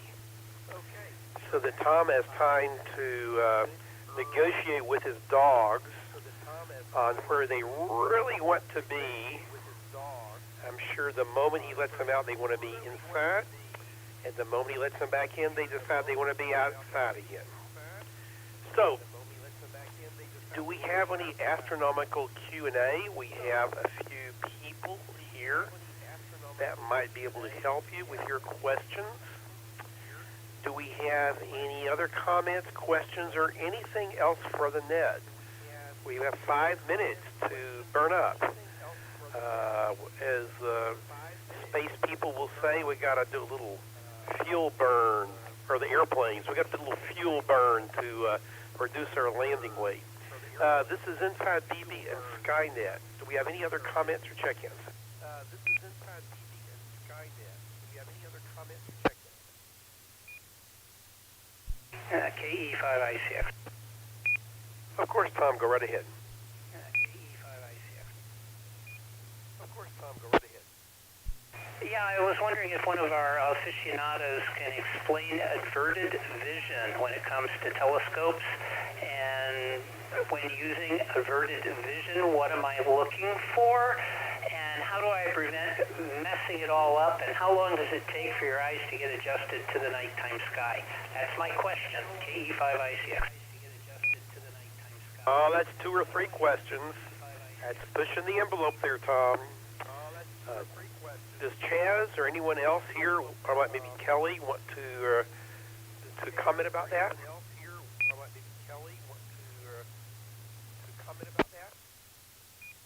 KF5JHA, I can do it if Kelly doesn't. Okay, Chaz, how about you, Kelly? Do you have any... Chaz already spoke in the net. Do you have any comments about that, Kelly? Chaz already spoke in the net. Do you have any comments about that, Kelly? This is K5KTX. I don't really have that much. I'm sure Chaz can probably explain it a lot better than me. I'll let him take it. Okay, go ahead, Chaz. Inside BB, net control. Okay, since I've got 2 minutes before we end this net, I might say, Tom, I see your dog in the background. Usually you have people go away and powder their noses before the Afterglow movie, so can you powder your dog's nose? I don't know. That was just a thought on my part. Okay, how long does it take your eyes to get adapted to the dark? Actually, your eyes, your pupils will get larger in a short period of time, but a chemical is created when you're looking at bright light, and that takes about 20 minutes to dissipate out of your eye. It's to protect your eyes. It's there on purpose. So to get fully dark adapted, it takes at least 20 minutes for your eyes to get completely dark adapted. Now, averted vision, that's a different question. If you're looking at the an object in the telescope, and you might not be able to see it very well. Don't look directly at the center of the object. Look off to the edge or off to the side of the eyepiece, because the center of your eye, where all the bundles of fibers of optic nerve inners, is not as sensitive to light. And so what you do is you look at the side of your eyepiece view, and off to the side of the eye is where you see the object, and that will be much brighter at that point. Yes, someone has come up on there, says there's rods and cones in your eyes, and yes, the cones see color. But what you're usually doing when you're looking at the nighttime sky is you're not seeing the light with the cones, you're seeing the light with the rods that see the shades of gray. So I hope I've answered your question, Mr. ICX. Did that answer it for you? Let's say, Tom. Did that answer it for you? Well, I think completely operational and all my circuits are and functioning maybe I'll see perfectly. it eventually, maybe in 20 minutes. Back to you, KE5ICX, thanks. Well, Hal was making a comment, and Hal covered you up, Tom. Try again.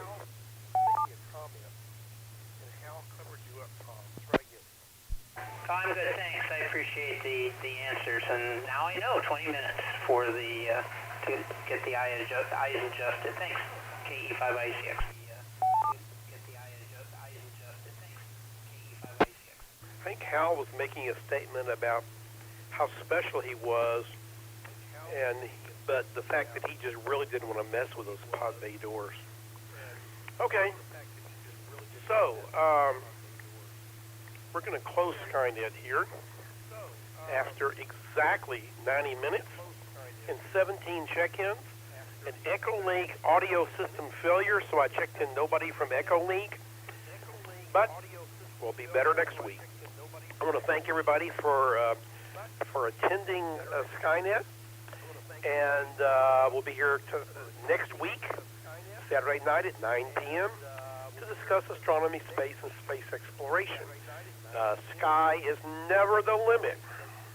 We're always looking for new net controls. If you're interested, send a message to nets@w5fc.org via email. Also a Facebook and Twitter things about this net and astronomy in general. I'm closing the net. Good evening. And Afterglow will be starting in a few minutes after time for Tom to go stick his dog's nose in something and tell the dog, don't do that again. No need for powdering the dog's nose. That wouldn't help any. So, I'll let somebody talk about it. It looks like Tom is saying 5 minutes. N5BB, clear.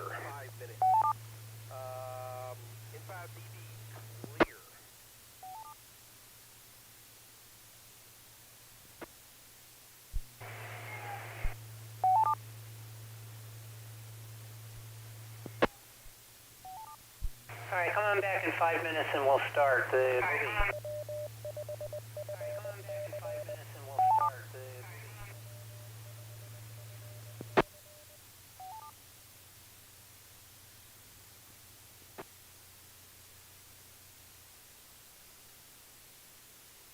Amazing. The audio starts up on Echolink again when the net's over. Oh well, we'll get it fixed. Yeah, come on back in about 5 minutes, and we'll get started.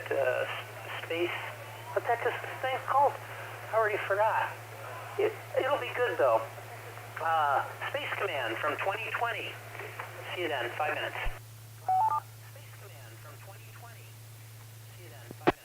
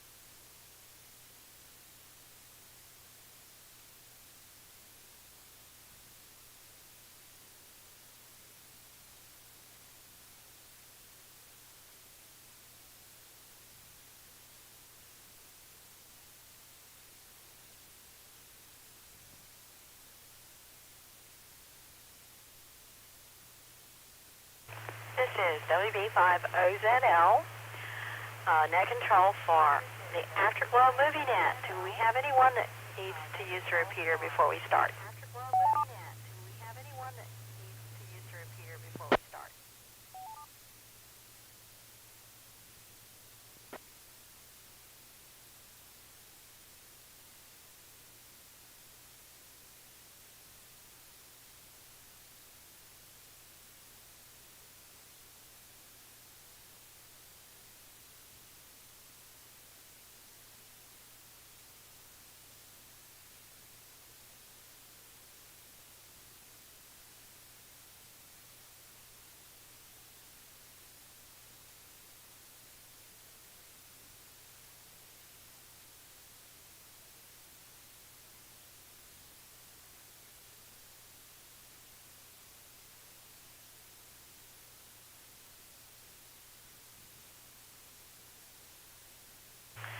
All right, Afterglow Movie, that is net we have every Saturday night right after Skynet, and it starts at 10:30 and runs however long that basically till we all just fall out.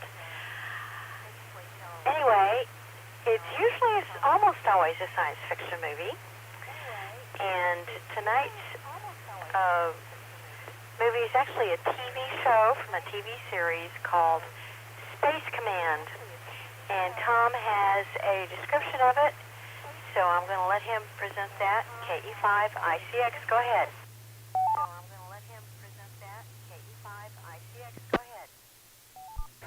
Thank you, Brenda. This is KE5ICX. Well, here's the thing. There's no wiki on it anywhere, so I had to kind of pull it together from the producer. This is one of those shows that it's kind of a throwback. There was a show back in 1954 called Space Command. I don't know if this is anywhere close to that. That was more of a kids program. This one's more of an adult nature, but it has some interesting comments. Mark Zicree is the guy who created it. He did a crowdfunding thing to get this Kickstarter and he raised over $1 million to produce this show. He's done one episode. It just came out not too long ago, within the last month, I believe. And let me give you what he says, and then I got to jump around a little bit because this is from his website.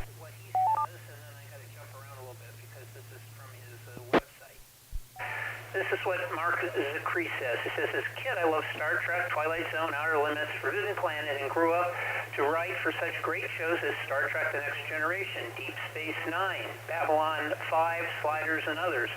I often hear fans say, why are there so few sci-fi shows on TV, and why do so many of them go south? Well, I can tell you, frankly, most of the network suits just don't get it, but you and I do. So when I recently got the idea of creating a new show inspired by the sense of wonder and possibility science fiction gave me as a kid, I realized I didn't need a network or a studio to make my own dream come true, just Kickstarter and you.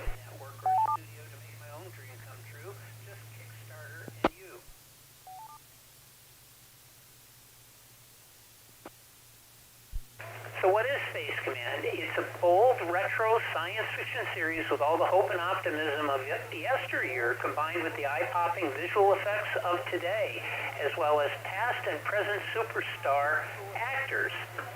It is a vision of Mark Zicree, who amassed countless writing credits on the shows I mentioned. Some of the others, Friday the 13th, The Real Ghostbusters, Spurs, He-Man, and Super Friends. Yeah, you heard me right. The story is about Captain Jack Kemmer and his stalwart crew aboard a starship vessel called the Paladin. You don't think. I think. In the first installment, Space Command Redemption, Captain Kemmer rescues an ex-archaeologist von Odera high above Mars, setting into motion a revolution that changes galactic history.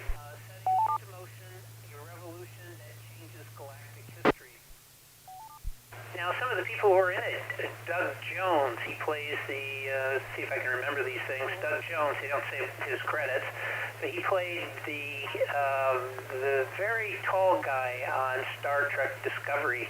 as well as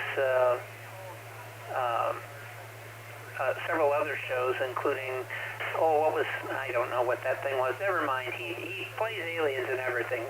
Robert Picardo, the holodeck doctor from Voyager. Mira Furlan, you remember her as Delenn from Babylon 5. Bruce Boxleiter, also from Babylon 5, and as Tron. Bill Mummy, you remember him, Danger, Danger, Will Robinson. That's where that came from. He played Lanier in Babylon 5. Michael Harney, I do not know him. He looks familiar, but I can't place him. They had Farhan Tahir. He played the captain in Star Trek, the movie reboot, the first of the series. He gets wiped out in the first 10 minutes.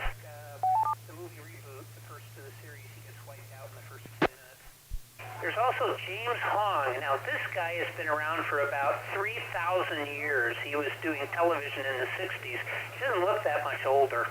He must be. He's got to be like 95 years old. He doesn't look like it. He's in a lot of Hawaii Five-O's and other episodes.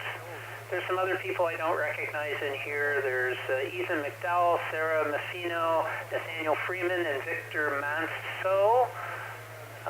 These are all of your younger characters that, don't need walkers.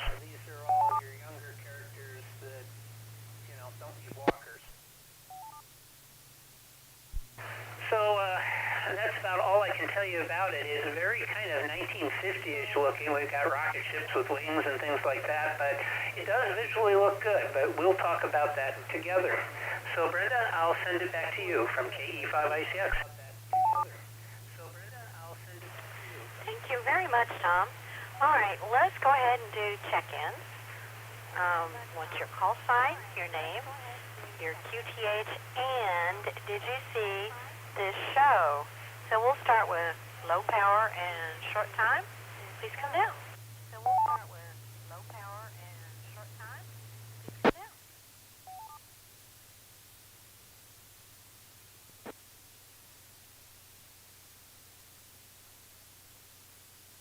All right, then we'll take regular check-ins. Go ahead. November 5, Bravo, Bravo. Bill in Irving. I did not see the production because I was too busy with other things, so I'm just going to be listening.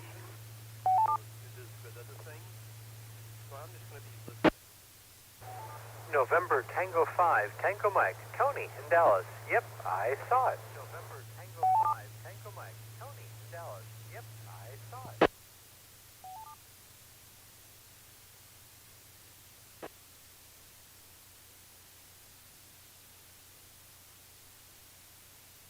Now, Kilo Echo 5, India Charlie X-ray. Yeah, you know I saw it. Now, Kilo Echo 5, India Charlie X-ray. Yeah, you know I saw it. Kilo India 5, India Sierra India, Eric Richardson, I saw it. Kilo India 5, India Sierra India, Eric Richardson, I saw it.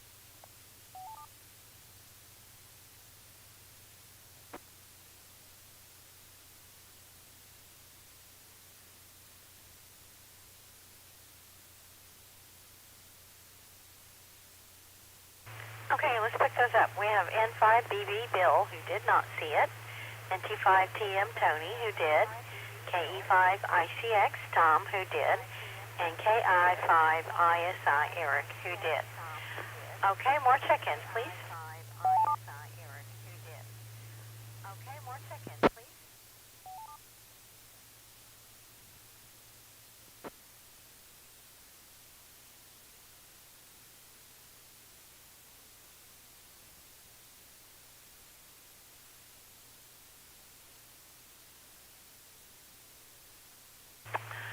Oh my. Can we get an echo link, Tom? Oh my. Can we get an echo link, Tom? Well, Steven is there, N5YEO, but I don't know. It looks like it's working, but I don't trust it. Steven, if you can hear us, N5YEO, would you like to check in from KE5ICX?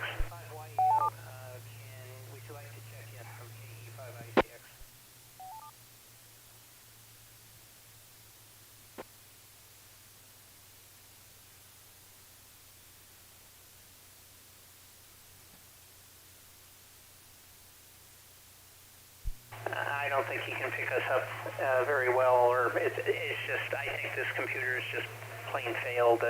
It's there, but I believe it's just a very intermittent connection. KE5ICX. It's working at this instant, Tom, but I don't hear Steven in 5BB. It's working at this instant, Tom, but I don't hear Steven in 5BB. Does anyone else on the Echo Link want to try and check in? There's nobody else there. It's just me and Steven in 5BB. There's nobody else there. Okay, thank you, Bill. Okay, any other check-ins? Please come now. Okay, thank you, Bill. VT9V. Michael saw it. VT9V. Michael saw it.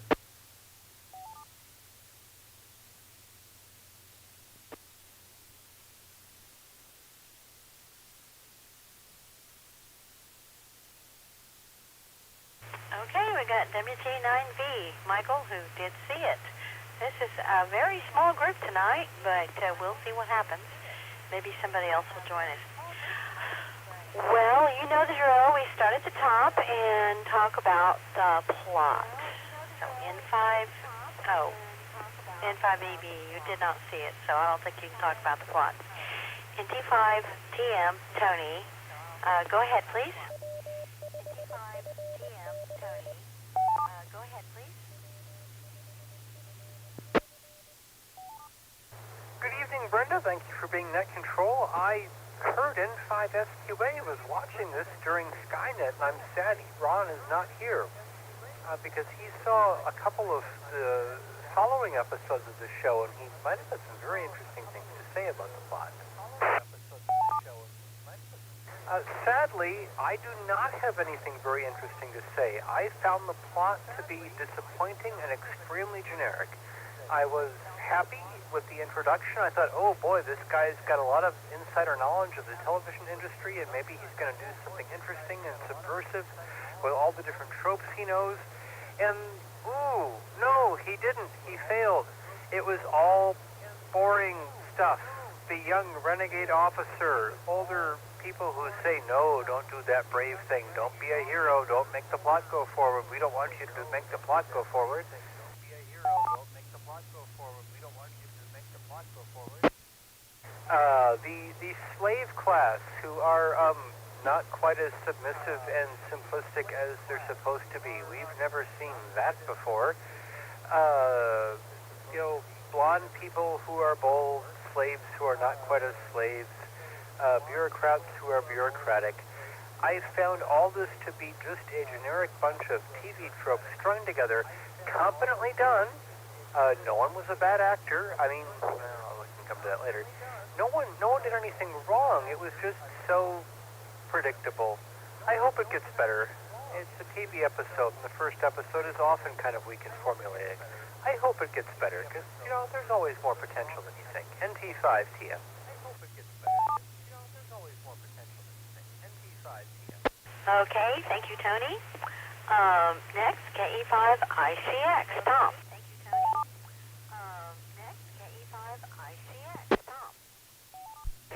Yeah, I agree with Tony. I was a little disappointed in the overall episode. It was okay. It was serviceable, but we've seen all these stories before. We've got, the ancient alien civilization underneath Mars. We've got the, new commander doing a Sinclair speech, and then we got Sinclair doing the speech as well, the guy who actually played that character in Babylon 5. Those things we've seen many times. Let's see, what else?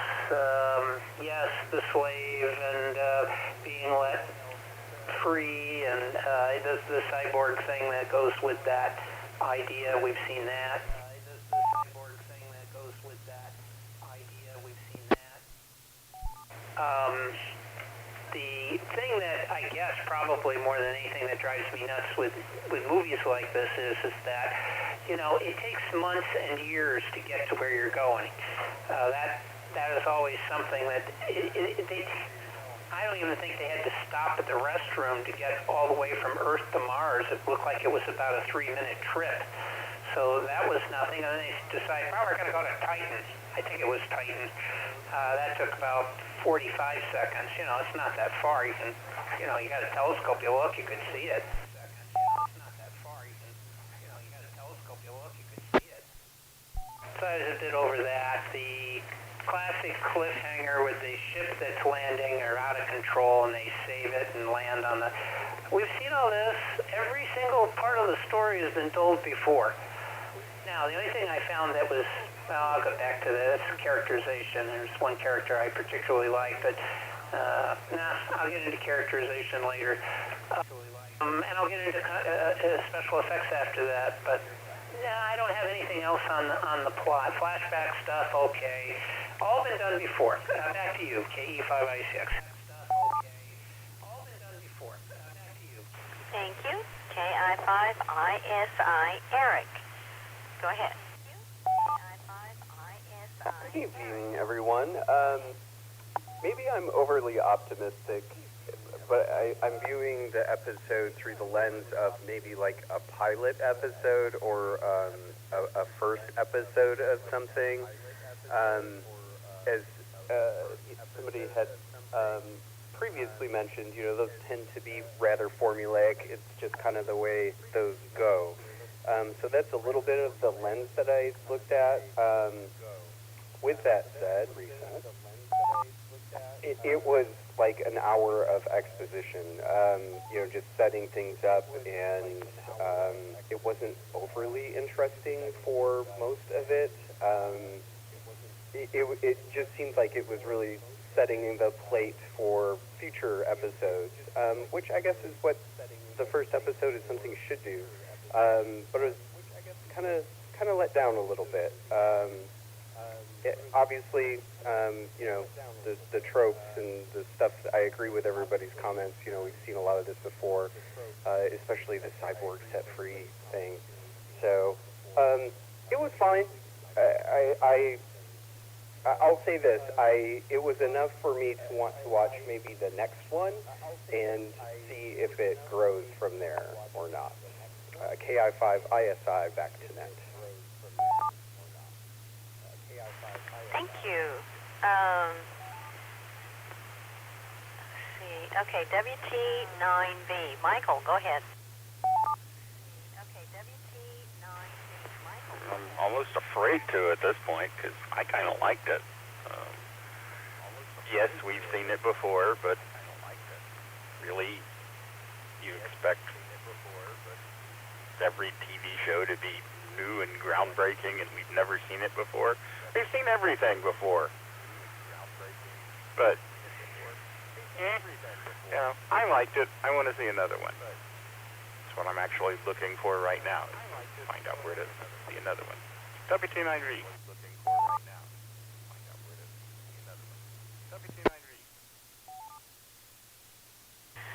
Thank you. Does anybody know where we can find another one? Thank you. Does anybody know where we can find another one? Okay, E5ICX. KE5ICX. Okay, E5ICX. KE5ICX. I think this is the only episode right now. If somebody has seen another one, then they know something I don't know. Of course, I didn't go, you know, searching for everything, but I believe that on the Kickstarter website they show just the episode available, I think. Yeah, that's it.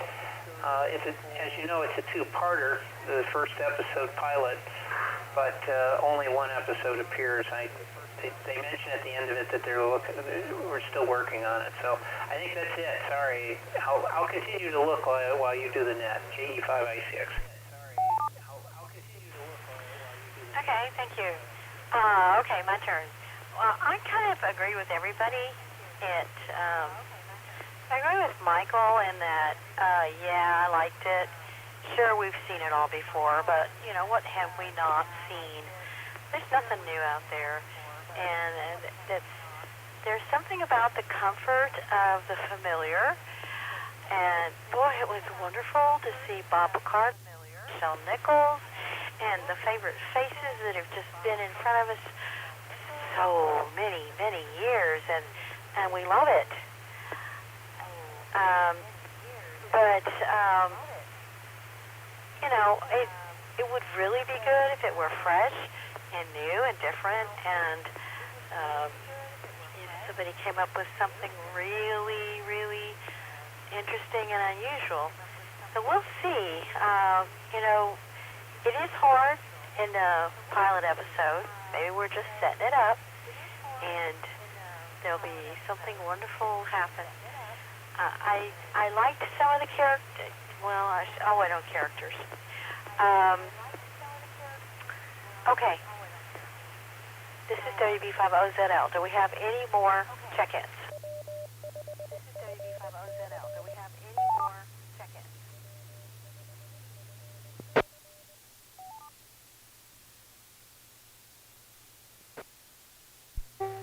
This is Kilo Golf 5, Bravo Zulu Whiskey, from Echolink, or actually Weatherford, Echolink, whatever. Montreal. Oh, and I did see this film.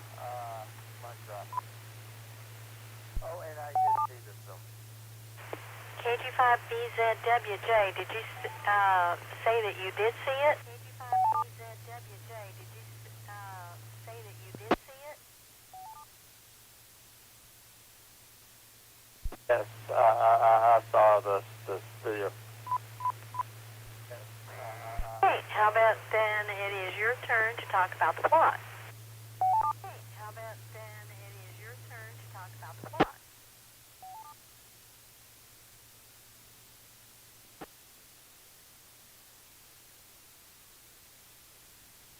Okay. Okay, I'm sorry. Radio, okay, I'm sorry. The plot. I was noticing something about how a link was one thing, but anyway, I was getting myself distracted. Okay. Well, it was, it was impressive enough that I actually want to watch another episode. Kind of want to watch. I mean, it's not like in the top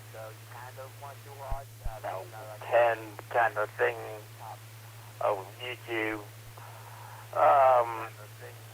But I definitely would spend a little time if it was, I don't know, like if I wasn't busy and it just came out right now and there wasn't anything else on, yeah, I'd give it a go. Yeah, the plot elements were, we've seen before, sure, I agree. I thought it was a little bit different take of the you know, slaves that aren't slaves, or, I mean, okay, whatever, yeah, the synthetics. But, I mean, like, how many plots have we seen with the synthetics, and they're trying to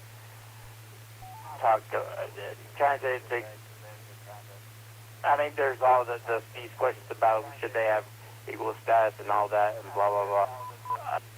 And, you know, it seemed like it was the Picard series, it was a question on that, and, yeah, it wasn't, Picard wasn't too bad. I mean, what is there to say about, I don't know.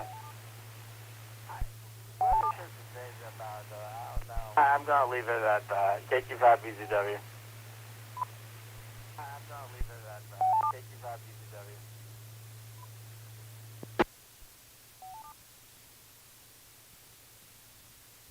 All right, thank you. And we also have checked in KG5PMN. James, can you talk to us, or did you see the movie? Can you talk to us, or did you see the movie?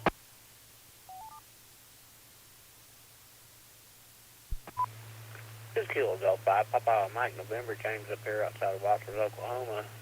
Unfortunately, I did not get to see the movie. I was in the process of helping move a tractor tonight at that time, so Didn't get to watch the movie, I'll just be listening. KT5 PM in, back to the net. Didn't get to watch the movie, I'll just be listening. Alrighty. Okay, we're going to go back up to the top and talk about characterization. So we'll go up to NT5 TM. Tony, go ahead. So we'll go up to NT5 TM. Tony, go ahead.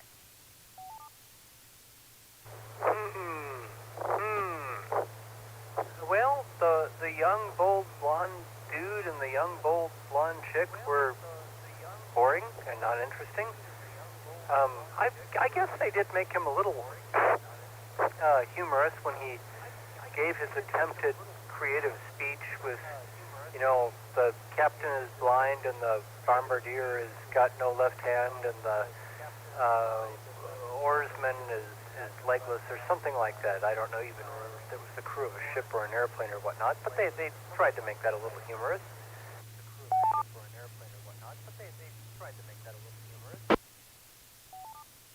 And of course, Mirror for Land's character was meant to be kind of intriguing and mysterious with a lot of interesting secrets and secret special powers.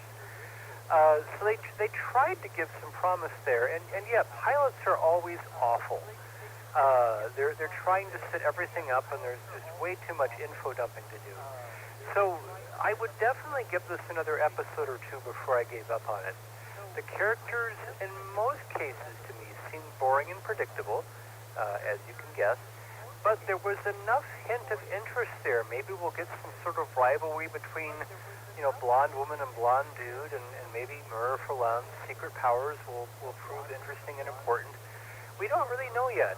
I wasn't impressed, but at least they gave me a little interest. NT5TM.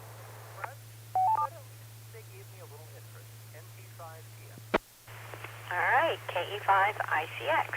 Tom. All right, KE5ICX. Tom. Well, what do I say? Having seen all but the wrestler guy in this thing before, the characters are really extensions of the actors that we've already seen. I mean, we have Bill Mumy who plays his Lanier character. Is it Lanier? I think it was on Babylon 5. Only now he's got glasses, and he has. I believe his son in this really is his son, Zeth. I didn't check to make sure, but I believe it's his real son that plays his son in this. So, you know, hey, how far does it stretch? You put glasses on. Well, of course, he always did have glasses.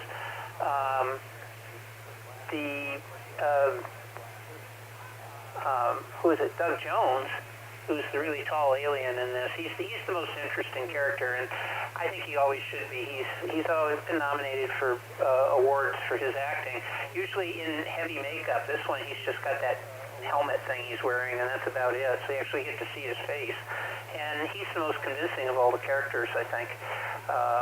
And I'm sure there's a lot in store for us on that. Mira Firan plays Delenn again. I mean, it's sort of a Delenn character type of thing. So that doesn't seem to be a major stretch. Robert Picardo plays, well, Robert Picardo.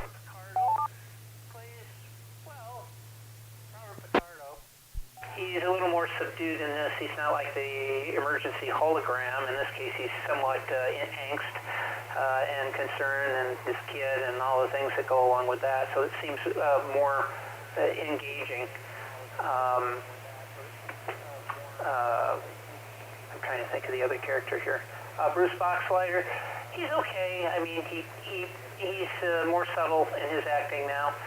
So he's playing a more adult character rather than a pragmatic character, more along, been around the block a few times. And Hong, I don't know. I keep waiting for the, Steve McGarrett to come out and arrest him, but that's me. I keep waiting for the, Steve McGarrett to come out and arrest him, but that's me. So, I know other folks are saying, yeah, well, maybe they're setting up the characters. Well, they are, obviously, and that's something to keep in mind. But at the same time, I think that they could have made it a little more engaging. Some of the plot devices that they used were very routine. So you're expecting, okay, maybe the characters are going to be really interesting, that somehow or another we're going to learn something about them. But we really didn't learn all that much. They play hide and seek with the characters, and they're all kind of the stereotype, cardboard-type characters right now. Who knows? Maybe in other episodes it'll be better. It says they're working on episodes 3 and 4, I think. To finish off the series, I guess there's only going to be 4 of these things. I'm still looking to see if there's a number 2. I guess there's only going to be 4 of these things. I'm still looking to see if there's a number 2. They say here they started with this thing back in 2018. Estimated delivery 2018. I don't know. That seems like but it's out. So I think it said 2020 on it. Oh well. I digress. Back to net control. KE5ICX. It said 2020 on it. Oh well. I digress. Back to net control. KE5ICX. Alrighty, KI5ISI. Eric, go ahead. Alrighty, KI5ISI. Hello again. You know, I kind of going back to my initial comments, it's a lot of setup. And, you know, if I gave the impression that I didn't really like that at the beginning, you know, it kind of is what it is. I actually did kind of enjoy it. Nothing, you know, I think back to, like, the good books I've read, and, you know, the first couple chapters of those, you really don't, you're just kind of figuring out who the character is, and they are kind of just stood up pieces of cardboard until you see how they react to the story. So we really haven't gotten to see how they perform in the story, I guess. Like I said, it's, you know, a lot of setting up the plate. It's maybe a little painfully obvious. You know, there's some predictable love interest stuff going on between the two captains. That's probably going to get explored. I agree, Doug Jones was definitely the star of the show for me on this one, playing the cyborg. Definitely a really interesting character, even though it is kind of a common kind of plot device he's in. But I liked him, I enjoyed him, and you know, I want to see what these characters do down the line in future episodes. KI5ISI, back to net. Okay, thank you. Let's see. Next up, WT9V Michael. Okay, thank you. Let's see. Next up, WT9V. I don't have anything specific about any particular character, but I'll just mention that people that haven't paid attention to certain things tend to dismiss the entire the entire setup, the entire introduction. For example, the people that say you should just skip the first season of Babylon 5 because that's mainly introduction. This episode was introduction. WT9V. Episode was introduction. Don't you go dissing my favorite TV series. There's Babylon 5 can do no wrong. All right, next, KG5BZWJ. Go ahead. All right, next, KG5BZWJ. Go ahead.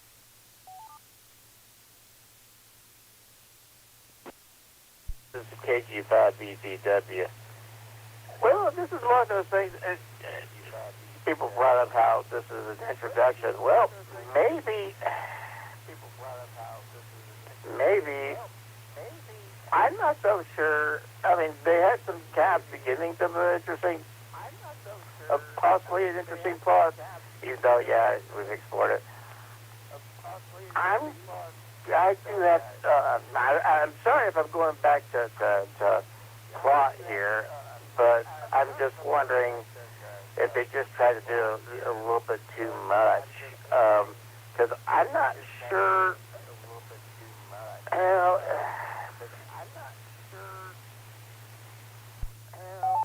I'm thinking it's,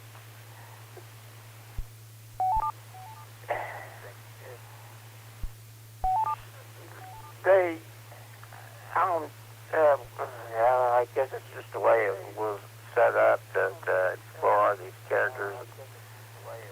Get you in the middle of something.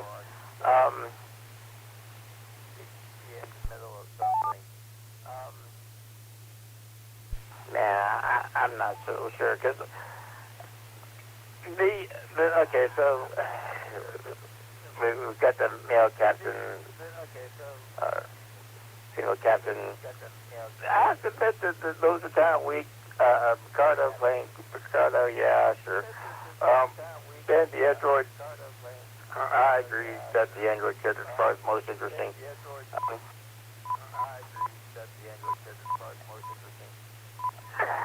I don't know. It's the characters were just a little bit.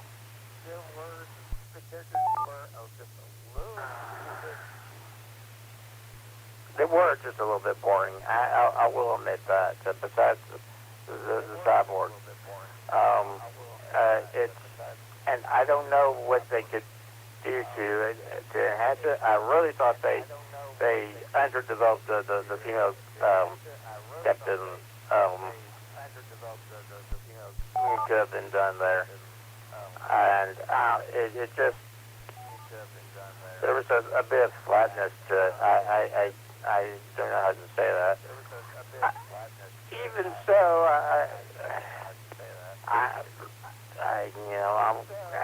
I'm still, I kind of want to see where it continues to. So it's as far as passing pass fail for the whole episode. It's I guess pass for me. I'm saying a lot of things that's not really. It's hard to say without. If I had prepared text, maybe it would have been easier to say. And I have a tendency to speak on this net totally off cuff, and that just doesn't make sense so much. But anyways, I think you have had a nice sail on this round. KG5 EGW.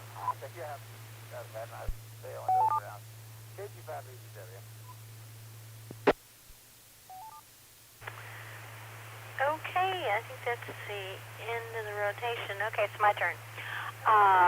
Some of the characters I liked just fine, and some so-so. And, which is true of every show, of course. Doug Jones was my favorite character, and I didn't recognize him. I knew he was vaguely familiar, but, I realized who he was. You've seen a lot of science fiction, you've seen a lot of him because he has a unique talent of dressing up in a rubber suit and turning it into an actual character rather than just a guy in a rubber suit. He is an unbelievable actor, extremely agile, like double-jointed agile, and that's what he's made his living doing. He was the Silver Surfer, and he was in Hellboy, and that amphibious guy in The Shape of Water. You may not know it, but you've seen him in a lot of stuff. And I saw there's a lengthy YouTube special about him that shows how he transforms into these characters. It is just fascinating if you can go look it up. Anything else about the characters? Not really. I don't have real strong feelings either way about a lot of them.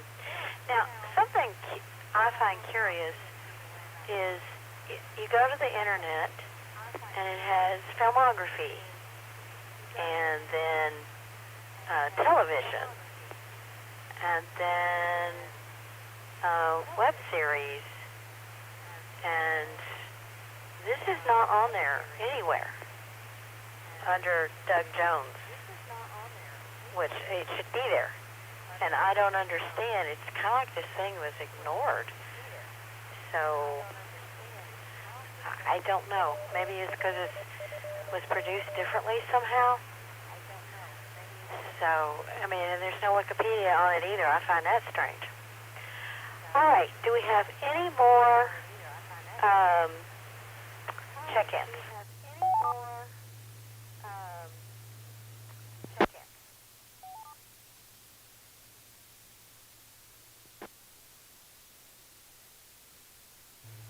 November 5 Sierra, Quebec Alpha.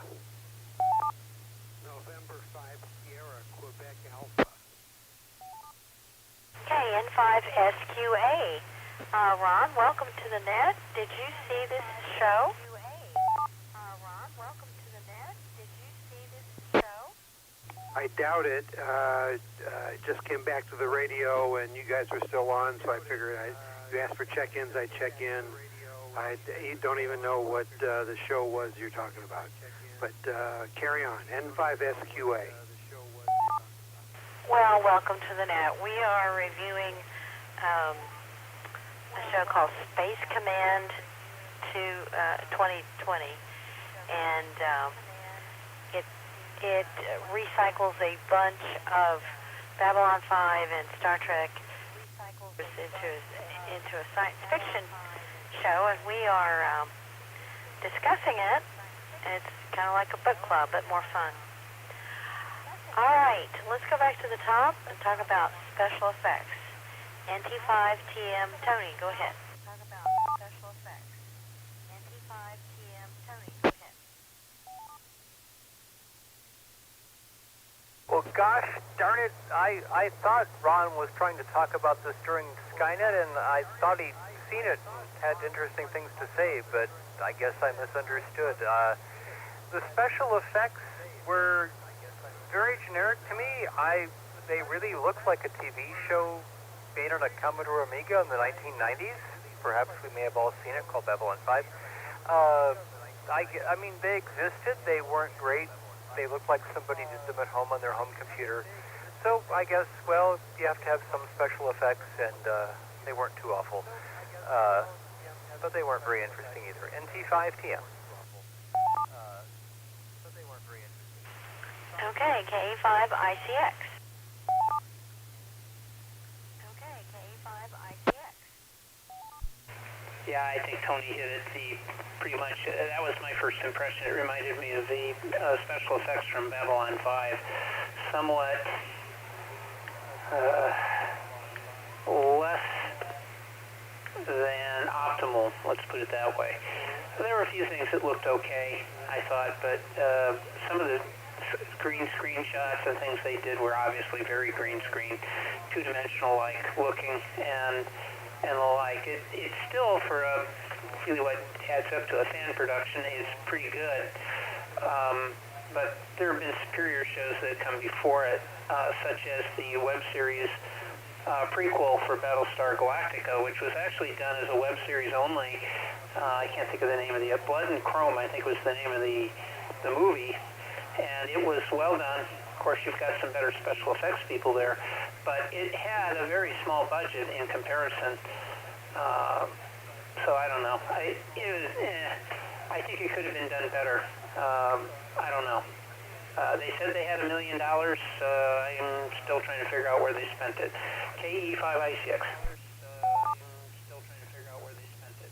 KE5ICX. Okay, KI5ISI, Eric. Okay, KI5ISI. You know, some of the chroma key stuff was pretty bad. But, you know, again, it's a web-produced thing, and I didn't pay for it, so there's certain things that I just look over. Some of it was actually kind of good. The graphics or the effects or whatever, kind of very reminiscent of, like, if you're playing a, you know, sci-fi video game kind of thing. Very, you know, PC-generated. I think somebody mentioned it looks like some of it could have been done at home, but the quality of the production is for a middle-of-the-line video game, and I don't know, I'm fine with that. There were just a couple weird things, effects-wise. You know, they were like at the very beginning when they were in the motorcycle, weird little car thing that didn't have a lid. and they're talking very softly to each other. Just certain touches that I wish they could have spent maybe a little bit more time on to just kind of help get you immersed into it. I definitely felt like an audience member watching instead of kind of getting sucked into it. So I think just a little bit of extra work there that doesn't cost money, just some different creative choices could have been made to kind of be a little bit more immersive. But like I said, overall, it was okay. Some parts were better than others. I did like a lot of the ships. I thought they looked cool. KI5ISI back to net. I did like a lot of the ships. I thought they looked cool. KI5ISI back to net. Okay, WT9B, special effects. Okay, WT9B, special effects. Don't really have anything to say. I guess I wasn't being so critical. I wasn't looking for. I just enjoyed it. I had fun. It wasn't great. It wasn't. I'm sorry. I'm going to pick on your favorite show again. The special effects in Babylon 5 weren't all that great. Of course, that was a long time ago. But the show was amazing. So, I can overlook some things that aren't perfect or aren't, $100 million state-of-the-art special effects. Yeah, I liked it. I had fun. So it wasn't perfect. It wasn't great. I'm not going to change anybody's mind. WT9V. I'm not going to change anybody's mind. WT9V.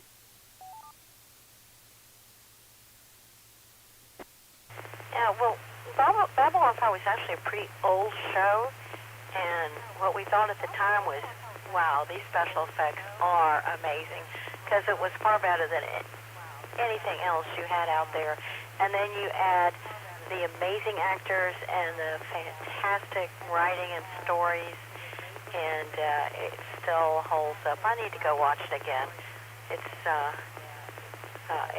I just think it's a gem, an absolute gem. Okay, KT5BZW, special effects.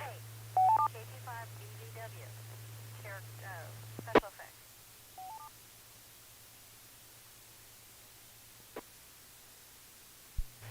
This is KT5BZW, special effects. I really don't have anything that hasn't already been said. If there was anything I could be critical about, it would be that motor vehicle shot with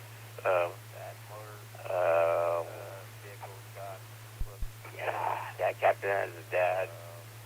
But I kind of agree. I think something could have been done a little bit better about that. Well, that one scene was just weird. There were a few scenes like that. Maybe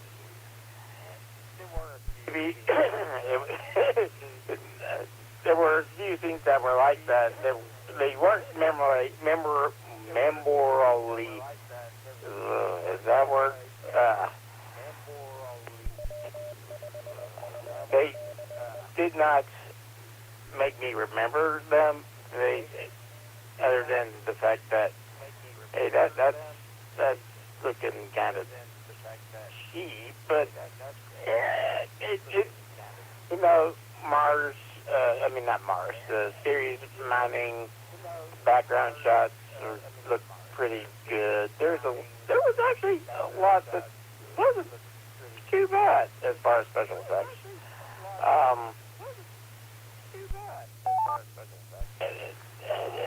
A little bit of meh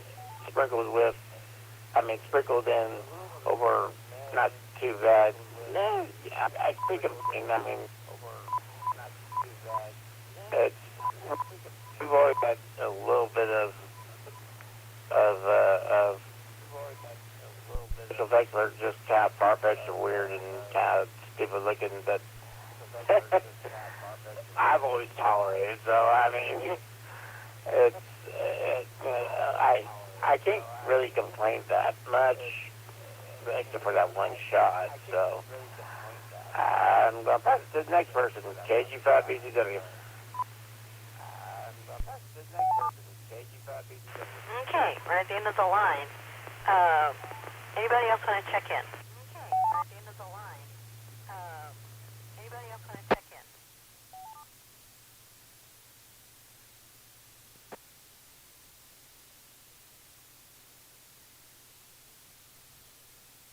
Anybody else have comments? Anybody else have comments?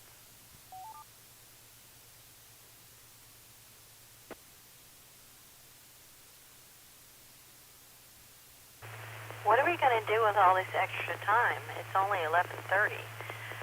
Wow. All right. Any more check-ins? Any comments?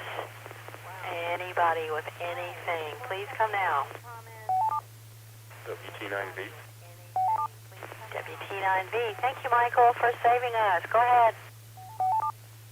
I was just going to say Tom could go get his beauty sleep. WT9V. I was just going to say Tom could go get his beauty sleep. WT9V.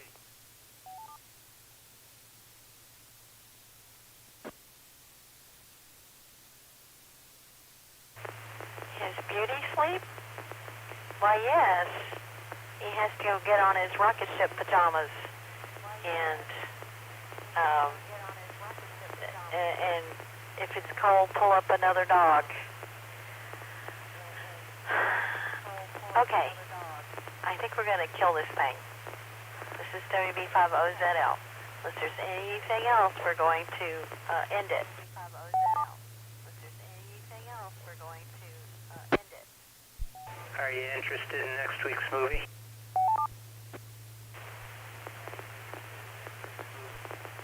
Is this a trick question? Is this a trick question? Well, it sounded like you were going to leave me here holding the bag. Well, it sounded like you were going to leave me here holding the bag. I would never do that. Tom, please tell us about next week's fine film. Tom, please tell us about next week's fine film. All right, here we go. This film is from 2019. It's called Cosmos, not the one we saw with the K. This is the one with the C, and no, there is no Carl Sagan. This is actually an interesting film. It came out last year, art house film. Now, I have to admit, I did see it. It was on Netflix. However, it is also available for free streaming, and totally legal. That's the way it's designed. I've got the links for it there. I do have a question for the group as we're getting closer and closer to Field Day. So I pose this to the group. You can send an email if you want to talk about it after the net. We have coming up Field Day watch party, possibly. We can either just do what we always do, watch the movie on a Friday evening, which would be the 26th, and then talk about it at 10:30 p.m. like we always do, which would fit in fine with the Field Day thing. Or we can have a watch party together and watch it at 10:30 in the evening, which would mean there'd be no activity on the repeater. So you guys decide. I've got that option up, but the more I thought about it, it made more sense to just stick with what we normally do. But I'll leave it to others to decide. That's it. Oh, one more thing. I'll leave it to others to decide. That's it. Oh, one more thing. Don't forget, anybody who's listening out there wants to participate, wants to know what the movies are ahead of time, just send an email to me, Kilo Echo 5 India Charlie X-Ray, KE5ICX @yahoo.com, and let me know that you're interested in being put on the list. I will put you on the list. Or if you don't want to do that, or you prefer, you can go to Facebook, look for Afterglow Movie. That's 2 words, Afterglow and Movie. And just ask to be signed up. I'll put you on the list and you'll get the updates. I usually do them on Sunday. Sometimes it sneaks over to Monday, but most of the time I do them Sunday morning and with the links to the movie sites. That's it for me, KE5ICX. With the links to the movie sites. That's it for me, KE5ICX. Okay, well, thank you. Okay, we're going to end the net. This is WB5OZL clear. Okay, we're going to end the net. This is WB5OZL clear.